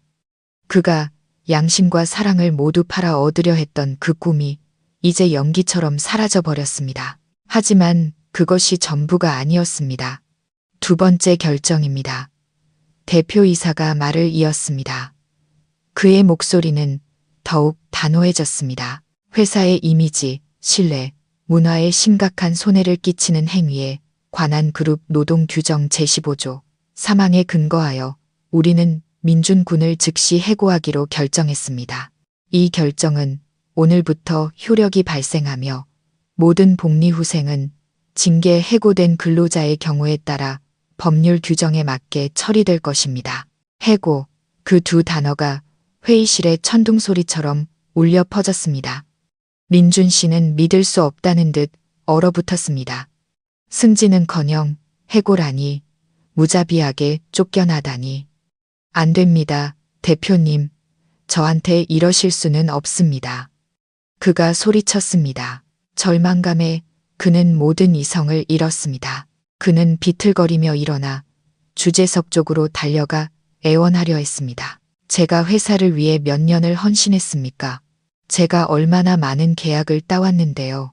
사소한 사생활 문제 하나 때문에 제 커리어를 망치실 수는 없습니다. 사생활 문제라고? 이번에는 제 아버지가 입을 열었습니다. 그는 소리치지 않았습니다. 그저 차갑고 권위 있는 눈으로 그를 쳐다볼 뿐이었습니다. 민준 군, 아직도 이해를 못했나? 이건 더 이상 사생활 문제가 아니야. 자네 같은 영업팀장, 그룹의 얼굴이라는 사람이 단지 겉모습이 가난해 보인다는 이유로 다른 사람의 인격을 모욕하고 짓밟는 말을 내뱉는다면 그건 더 이상 자네 개인의 문제가 아니야. 그건 자네가 스스로 우리가 항상 가르쳐온 인간 존중의 문화에 먹칠을 하는 거야. 자네가 헛된 체면 때문에 인간의 도리를 기꺼이 희생한다면 무슨 자격으로 이 그룹을 대표해서 협상하고 파트너들과 신뢰를 쌓겠는가? 그는 잠시 멈췄다가 모든 변명에 종지부를 찍는 마지막 한마디를 했습니다. 우리 그룹에는 인격이 비열하고 인간의 도리를 무시하는 자들을 위한 자리는 없다. 나가서 오늘 배운 교훈을 기억하게. 커리어에 대한 판결이 내려졌습니다. 관용도 바로잡을 기회도 없었습니다. 민준 씨는 완전히 무너졌습니다. 그는 더 이상 소리치지 않고 그저 넉나간 시체처럼 그 자리에 얼어붙어서 있었습니다.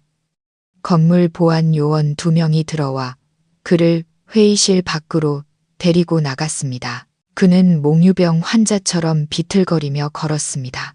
그는 동료들의 경멸과 동정이 섞인 시선을 지나갔습니다. 그는 거대한 원목문 밖으로 나갔습니다. 한때 그의 권력이라는 꿈의 상징이었던 그 문. 그리고 그 문이 쾅 하고 닫혔을 때 그것은 그의 미래와 인생도 공식적으로 닫아버렸습니다. 그는 단 하루아침에 모든 것을 잃었습니다. 그를 진심으로 사랑했던 아내를 잃었고 부유하고 권력 있는 처가를 잃었고 꿈에 그리던 부사장 직위를 잃었고 유일한 밥줄까지 잃었습니다. 모든 것이 오만과 어리석음이라는 파도 한 번에 모래성처럼 무너져 내렸습니다. 민준 씨가 그룹 본사에서 자신의 커리어에 대한 판결을 받고 있는 동안 다른 곳에서는 그의 어머니 박 여사님도 붕괴의 첫 쓴맛을 보고 있었습니다. 결혼식에서 피해자 연극을 마치고 저희 부녀를 쫓아냈다는 사실에 흡족해하며 그녀는 매우 흥분된 기분으로 집에 돌아왔습니다. 그녀는 곧 닥쳐올 일에 대해 전혀 알지 못했습니다. 그녀는 단지 상류층의 미래라는 꿈에 흠뻑 빠져 있었습니다. 그녀의 귀한 아들이 부사장이 되고 그녀는 모두가 존경하고 부러워하는 부사장 어머니가 될 미래, 그녀는 더 이상 기다릴 수가 없었습니다. 바로 그날 아침 그녀는 아는 모든 친한 친구, 이웃, 친척들에게 전화를 걸어 좋은 소식을 알렸습니다. 여보세요, 김 여사. 내가 좋은 소식 하나 알려줄게. 우리 민준이 말이야. 곧 부사장으로 승진한대. 대단하지 않아? 오늘 아침에 이사회에 소집돼서 결정 발표한다더라. 아마 조금 있으면 공식적으로 소식 나올 거야. 이 여사, 소식 들었어. 어제 우리 민준이 결혼식에 좀 문제가 있긴 했는데 괜찮아. 우리 아들 아주 배짱이 두둑하잖아. 그 시골뜨기 계집애 아주 단칼에 차버렸어. 자기 격에 맞는 애 찾아야지. 곧 부사장 되는데 줄 설 여자가 얼마나 많겠어. 그녀는 자랑스럽고 의기양양한 목소리로 사방에 자랑하고 다녔습니다. 그녀는 스스로 완벽한 그림, 자신의 가족이 승리자이고 다른 차원의 계급에 속한다는 연극을 그리고 있었습니다. 하지만 그녀의 연극은 오래가지 못했습니다. 약 1시간 후 그녀가 여전히 전화로 수다를 떨고 있을 때 다른 전화가 걸려왔습니다. 아들의 번호였습니다. 그녀는 서둘러 친구와의 통화를 끊고 이것이 좋은 소식을 알리는 전화라고 확신하며 들뜬 마음으로 전화를 받았습니다. 여보세요, 민준아. 어떻게 됐어, 아들? 결정 발표했어? 엄마 아들, 정말 장하다. 하지만 그녀에게 돌아온 것은 신임 부사장의 기쁨에 찬 목소리가 아니었습니다. 모든 것을 잃은 한 남자의 절망에 찬 서러운 울음소리였습니다. 엄마, 저 좀 살려주세요. 다 끝났어요. 정말 다 끝났다고요. 엄마, 박 여사님은 그 자리에 얼어붙었습니다. 무슨 소리니?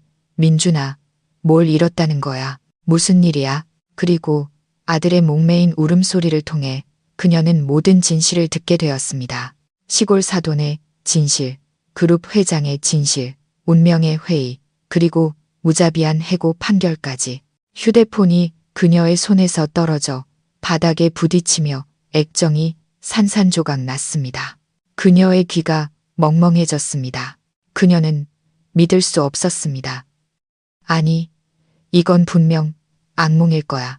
그녀의 부사장 아들. 그녀 인생의 유일한 자랑이 어떻게 해고될 수가 있지. 그리고 그 시골 늙은이가 어떻게 회장일 수가 있단 말인가. 바로 그때 그녀의 집 전화벨이 다시 울렸습니다. 이번에는 방금 전 자랑을 늘어놓았던 친구 김 여사였습니다. 여보세요, 박 여사? 내가 듣자 하니 인터넷에서 당신 아들 민준이가 결혼식에서 회장님을 모욕한 죄로 쫓겨났다고 난리던데 그거 진짜야? 쾅. 박 여사님은 대답하지 않았습니다. 그녀는 그저 집 전화를 벽에 세게 던져버렸습니다. 닥쳐, 다들 닥치라고. 그녀는 미친 사람처럼 소리쳤습니다. 이 기술 시대의 소문은 빛의 속도보다 더 빨리 퍼져나갔습니다. 오늘 아침 회의에 참석했던 하객들은 이보다 더 뜨거운 이야깃거리를 공유할 기회를 놓치지 않았습니다. 단 몇 시간 만에 서울 전체, 적어도 비즈니스계와 아줌마들 사이에서는 그녀 가족의 비극적인 희극에 대해 모르는 사람이 없게 되었습니다. 부사장 아들이라는 꿈은 연기처럼 사라졌습니다. 모두가 부러워하는 상류층의 삶이라는 꿈도 무너져 내렸습니다. 대신 실업자 아들과 암담한 미래라는 초라한 현실만이 남았습니다. 하지만 박 여사님에게 가장 끔찍한 것은 물질적인 손실이 아니라 체면의 손실이었습니다. 그녀는 축하 전화가 아닌 안부를 묻고 비웃고 동정하는 전화들을 받아야 했습니다. 세상에, 박 여사, 정말이야? 민준이가 정말 안 됐네. 왜 그렇게 어리석은 짓을 했을까? 내가 그랬잖아. 다른 사람 무시하지 말라고. 한마디가 수천 개의 바늘이 되어 그녀의 오만한 심장을 찔렀습니다. 그녀는 더 이상 집 밖으로 나가지도 전화를 받지도 못했습니다. 그녀는 그저 집에 앉아 얼굴을 감싸고 울기만 했습니다. 자신의 어리석음을 위해, 자신의 초라하고 치욕스러운 처지를 위해 울었습니다. 그녀의 상류층 꿈은 결국 이보다 더 비참할 수 없는 붕괴로 끝났습니다. 언론과 여론의 폭풍은 무자비하고 맹렬하게 몰아쳐 민준 씨의 가족을 치욕과 굴욕의 늪에 완전히 잠기게 했습니다. 장인어른인 회장님을 모욕한 예비사위 이야기는 오만과 어리석음에 대한 값비싼 교훈으로 파티나 술자리에서 계속해서 회자되는 일화가 되었습니다. 이야기가 회자될 때마다 박 여사님과 민준 씨의 마음속 상처는 다시 헤집어져 피를 흘렸습니다. 그들은 더 이상 집 밖으로 나갈 엄두를 내지 못했습니다. 한때 자랑거리였던 고급 아파트의 문은 이제 그들을 세상의 시선으로부터 가두는 감옥문이 되어 자책과 두려움 속에 그들을 가두었습니다. 박 여사님은 너무 큰 충격에 정말로 병이 들었습니다. 그녀는 더 이상 먹고 마시는데 의욕이 없었고 잔소리나 비난도 하지 않았습니다. 그저 조용한 구석에 앉아 넋 나간 눈으로 창밖을 바라볼 뿐이었습니다. 그녀 인생의 유일한 자부심이었던 부사장 아들은 무너졌고 그녀의 상류층 꿈은 연기처럼 사라졌습니다. 민준 씨는 더욱 비참했습니다. 직장을 잃고 주 수입원을 잃고 손해배상 소송을 당할 위기에 처한 그는 막다른 길에 몰린 짐승 같았습니다. 그는 애쓰고 사방으로 뛰어다니며 한때 그가 도와주었고 함께 즐겼던 친구들과 파트너들을 찾아갔습니다. 하지만 그에게 돌아온 것은 고개를 젓는 것과 정중한 거절, 그리고 외면하는 시선뿐이었습니다. 진성 그룹 회장님에게 죄를 지은 사람과 엮이려는 사람은 아무도 없었습니다. 그는 완전히 고립되었습니다. 그리고 극도의 절망 속에서 더 이상 다른 길이 없을 때 그는 저를 떠올렸습니다. 그는 자신이 무참히 버렸던 여자를 떠올렸습니다. 그는 마지막 희망, 어쩌면, 아주 어쩌면 우리의 7년 사랑이 아직 그를 구원해 줄 수 있을지도 모른다는 희미한 희망에 매달렸습니다. 그는 미친 듯이 저를 찾아왔습니다. 그는 더 이상 체면도 자존심도 없었습니다. 그는 저희 아버지의 저택문 아래에서 뜨거운 서울의 햇볕 아래 몇 시간이고 서서 저를 한 번만 만나게 해달라고 애원했습니다. 처음에는 만나고 싶지 않았습니다. 그 사람을 다시는 보고 싶지 않았습니다. 하지만 아버지가 제게 말씀하셨습니다. 만나보렴. 그 아이에게 기회를 주라는 게 아니라 너 자신에게 기회를 주라는 거다. 네가 직접 과거의 온전한 마침표를 찍을 기회를 말이다. 그리고 저는 동의했습니다. 만남은 아버지의 경호원들이 적당한 거리를 두고 서 있는 거실에서 이루어졌습니다. 민준 씨가 들어왔습니다. 더 이상 예전에 멋지고 자신감 넘치던 영업팀장이 아니었습니다. 그는 깡마르고 수염은 덥수룩했으며 입고 있는 옷은 구겨져 있었습니다. 그는 10년은 더 늙어 보였습니다. 저를 보자마자 그는 참지 못하고 바닥에 무릎을 꿇었습니다. 수진, 김수진. 그가 제 이름을 불렀습니다. 그의 목소리는 쉬고 깊은 회한에 차 있었습니다. 네, 내가 잘못했어. 내가 정말 잘못했어. 그는 울기 시작했습니다. 모든 것을 잃은 한 남자의 눈물이었습니다. 나는 쓰레기야. 개자식이야. 나는 탐욕과 체면에 눈이 멀었어. 나는 너를 소중히 여기지 못했고 너의 사랑을 소중히 여기지 못했어. 내가 우리 행복을 내 손으로 부숴버렸어. 그는 늘어놓고 모든 것을 고백했습니다. 그는 제 아버지를 무시하고 악담을 퍼부은 것이 잘못이라고 인정했습니다. 그는 의리보다 체면을 앞세운 것이 잘못이라고 인정했습니다.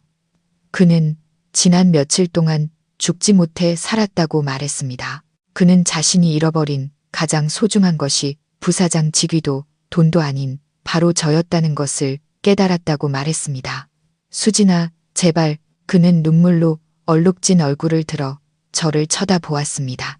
그의 눈빛은 간절한 애원과 애절한 간청으로 가득 차 있었습니다. 나한테 마지막 기회 한 번만 더 주면 안 될까? 우리 다시 시작하자. 약속할게, 맹세할게. 나 변할게. 다시는 안 그럴게. 너한테, 아버님한테 정말 잘할게. 내가 뭐든지 할게. 소가 되고 말이 되어서라도 너한테 보상할게. 제발, 제발 나를 용서해줘. 그의 말은 정말 비통하고 절절하게 들렸습니다. 며칠 전에 저였다면 아마 마음이 약해져서 그의 뒤늦은 후회를 믿었을지도 모릅니다. 하지만 오늘의 저는 더 이상 예전의 순진하고 눈먼 소녀가 아니었습니다. 저는 이 사람의 본성을 꿰뚫어 보았습니다. 그의 후회는 진정한 사랑에서 비롯된 것이 아니었습니다. 그것은 단지 절망, 그가 더 이상 잃을 것이 없다는 사실에서 비롯된 것이었습니다.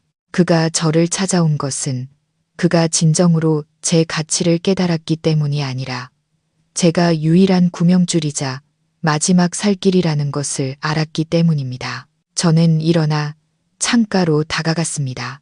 더 이상 그를 보지 않았습니다. 저는 그저 푸른 정원, 만개한 장미꽃들을 조용히 바라보았습니다. 민준 씨, 제가 입을 열었습니다. 제 목소리는 평온하고 낯설었습니다. 알아요? 지난 7년 동안 나는 항상 당신이 나를 정말 왜 사랑하는지 궁금했어요. 나는 항상 당신이 내 영혼, 내 자신을 사랑해 주기를 바랐어요. 하지만 오늘 나는 그 답을 얻었어요. 당신은 나를 사랑하지 않았어요. 내 돈을 사랑한 것도 아니었죠. 당신은 내가 돈이 있다는 사실조차 몰랐으니까요. 당신이 사랑한 것은 단 하나, 바로 당신 자신, 당신이 스스로 그려낸 완벽한 이미지와 체면뿐이었어요. 저는 돌아서서 그의 눈을 똑바로 쳐다보았습니다. 당신은 당신의 성공을 돋보이게 해줄 소박한 외모의 아내가 필요했죠. 당신은 자신이 물질에 연연하지 않는 관대한 남자처럼 보이기 위해 시골 출신의 처가가 필요했고요. 모든 것이 당신의 이기적인 자아를 만족시키기 위한 것이었을 뿐이에요. 내 사랑, 내 희생도 당신 눈에는 그저 그 가짜 무대를 만드는 도구에 불과했고요. 아니야, 수진아. 그가 부인하려 애썼지만 저는 그에게 기회를 주지 않았습니다. 너무 늦었어요, 민준 씨.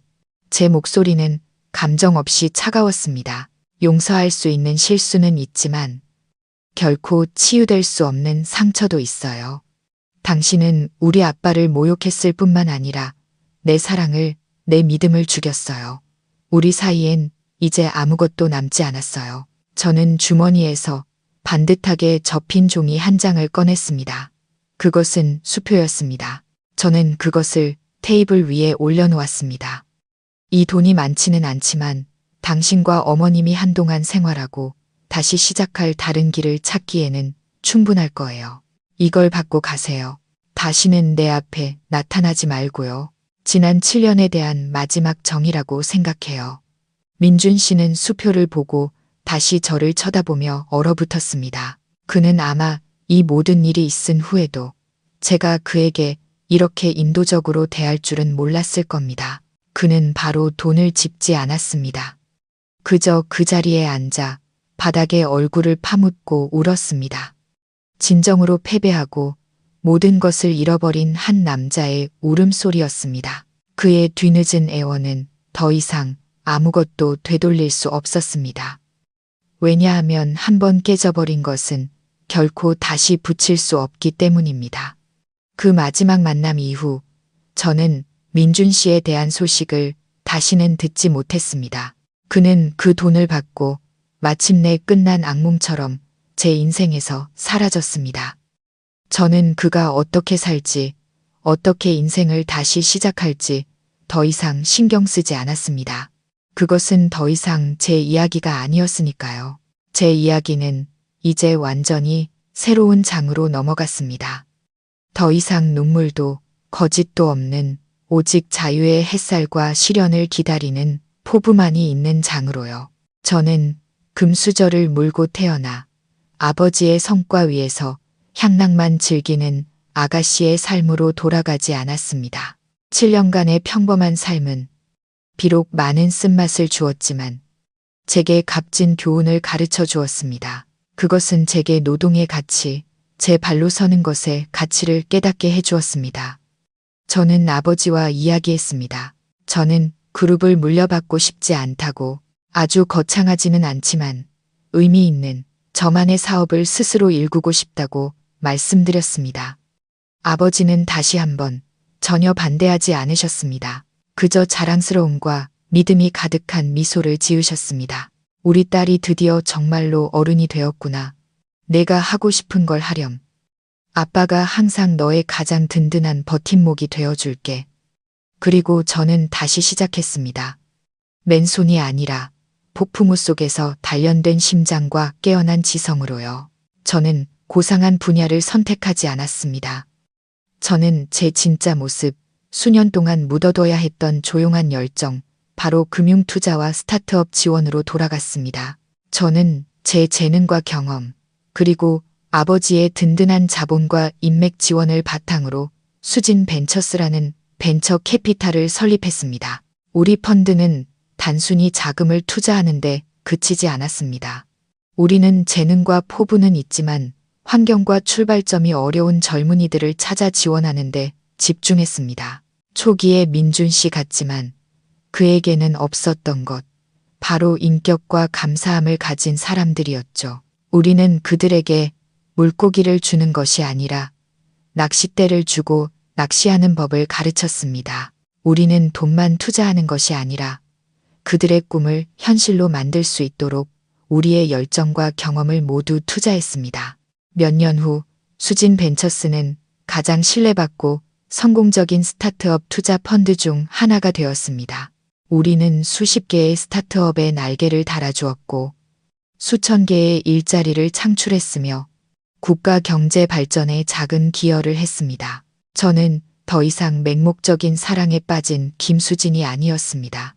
저는 성공한 여성 사업가, 젊은 세대를 위한 든든한 조력자가 되었습니다. 제가 누구의 딸이기 때문이 아니라 제가 창출한 가치 때문에 사회적으로 존경받는 사람이 되었습니다. 어느 주말 오후 저는 사무실 발코니에 서서 분주하게 움직이는 서울 시내를 내려다보고 있었습니다. 제 옆에는 아버지가 서 계셨습니다. 우리는 함께 차를 마셨습니다. 아버지는 많이 늙으셨고 머리카락은 하얗게 새었지만 그 눈에는 여전히 총명함과 충만한 행복이 빛나고 있었습니다. 후회하지 않니, 수진아? 아버지가 문득 물으셨습니다. 저는 아버지가 민준 씨에 대해 묻고 계시다는 것을 알았습니다. 저는 미소 지으며 고개를 저었습니다. 아니요, 아빠. 후회하지 않아요.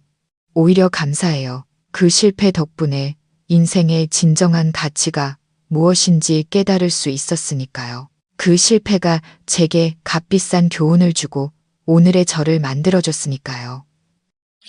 저는 힘차게 솟아오르는 고층 빌딩들, 진성그룹의 흔적이 담긴 건물들을 바라보았습니다. 저는 행복이 동화 같은 결혼식이나 완벽한 남편에게 있는 것이 아니라는 것을 깨달았습니다. 행복은 바로 나 자신으로 살고 내가 사랑하는 일을 하며 이 세상을 위해 좋은 가치를 만들어내는 것에 있었습니다. 제 이야기는 아마 우리 모두에게 값비싼 교훈이 될 것입니다. 겉모습은 속일 수 있고 약속은 연기처럼 사라질 수 있지만 인격과 지혜, 그리고 자존심이야말로 가장 귀한 자산이며 한 인간의 진정한 가치를 결정하는 것입니다. 사람을 그가 입은 옷으로 판단하지 말고 달콤한 말에 맹목적으로 믿지도 마십시오. 행동을 보고 그들이 사람을 어떻게 대하는지를 보십시오. 왜냐하면 자신의 뿌리를 소중히 여기지 않고 다른 사람을 존중할 줄 모르는 사람은 그가 아무리 재능 있고 성공하더라도 결국 자신의 손으로 모든 것을 파괴하게 될 것이기 때문입니다. 시청자 여러분, 이렇게 또 하나의 이야기가 한 결혼의 비극적인 희극이 막을 내렸습니다.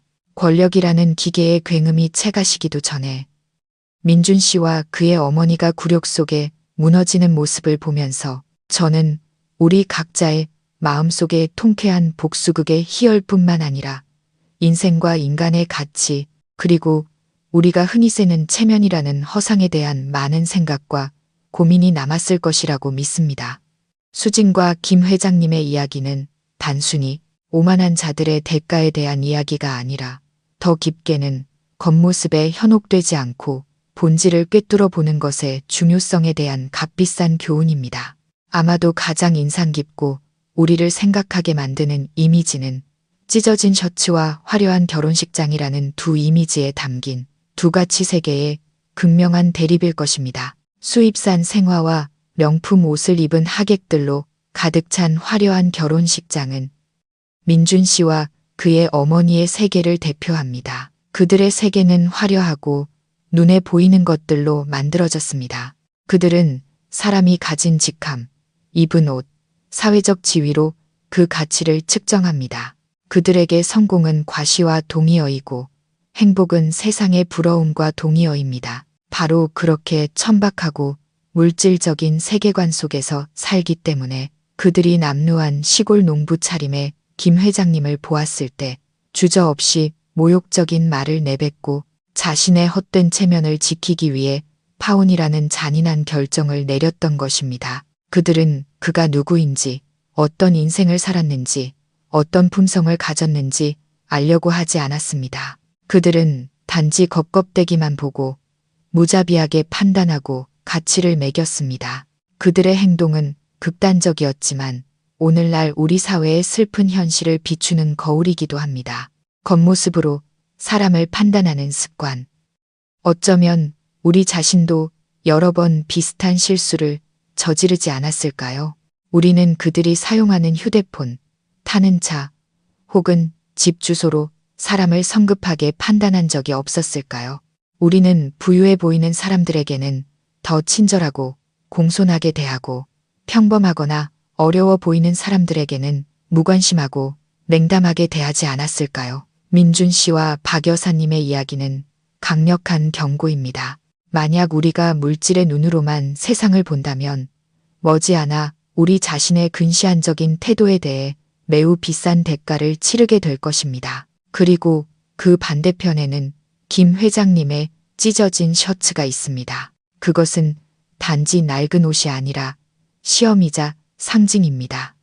그것은 완전히 다른 가치의 세계, 소박함, 진정성, 그리고 내면의 핵심 가치의 세계를 대표합니다. 권력 있는 회장, 가장 비싼 옷을 입을 능력이 충분한 그가 찢어진 셔츠를 입고 나타나기로 선택했습니다. 그 선택은 괴팍함이 아니라 삶의 진정한 가치에 대한 깊은 지혜와 통찰에서 비롯된 것입니다. 그는 진정한 권력이 다른 사람이 자신에게 고개를 숙이게 하는 데 있는 것이 아니라 자신의 양심에 부끄럽지 않게 고개를 들 수 있는 데 있다는 것을 이해했습니다.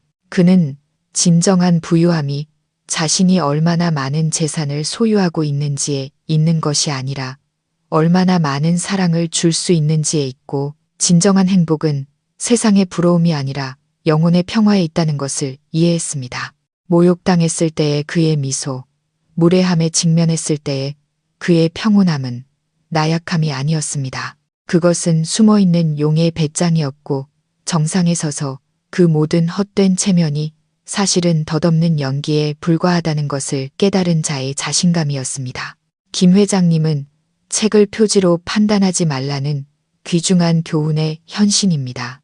왜냐하면 당신은 그 낡고 해진 책 표지 뒤에 지식에 보고 불후의 명작이 숨어 있을지 알 수 없기 때문입니다. 그리고 소박해 보이는 사람을 결코 무시하지 마십시오. 왜냐하면 당신은 그 평범함 뒤에 거대한 제국이 있을지 알 수 없기 때문입니다. 사람의 마음은 바다보다 깊고 한 사람의 가치는 결코 평범한 물질적 잣대로 측정될 수 없습니다. 더 깊이 보고 더 많이 느끼고 그들이 누구든 어디에서 왔든 모든 사람을 존중하는 법을 배우십시오. 왜냐하면 당신이 오늘 무시한 거지가 사실은 당신의 인류애를 시험하는 숨겨진 왕일지도 모르기 때문입니다. 이 이야기는 또한 사랑의 맹목성에 대한 값비싼 경고이기도 합니다. 우리의 주인공 수지는 미모, 지성, 그리고 수백만 명이 꿈꾸는 집안 배경까지 모든 것을 갖춘 여자였습니다. 하지만 그녀는 모든 것을 포기하고 자신의 후광을 숨긴 채 그녀가 진실하다고 믿는 사랑을 얻기로 선택했습니다. 그녀는 맹목적으로 사랑했고 계산 없이 희생했습니다.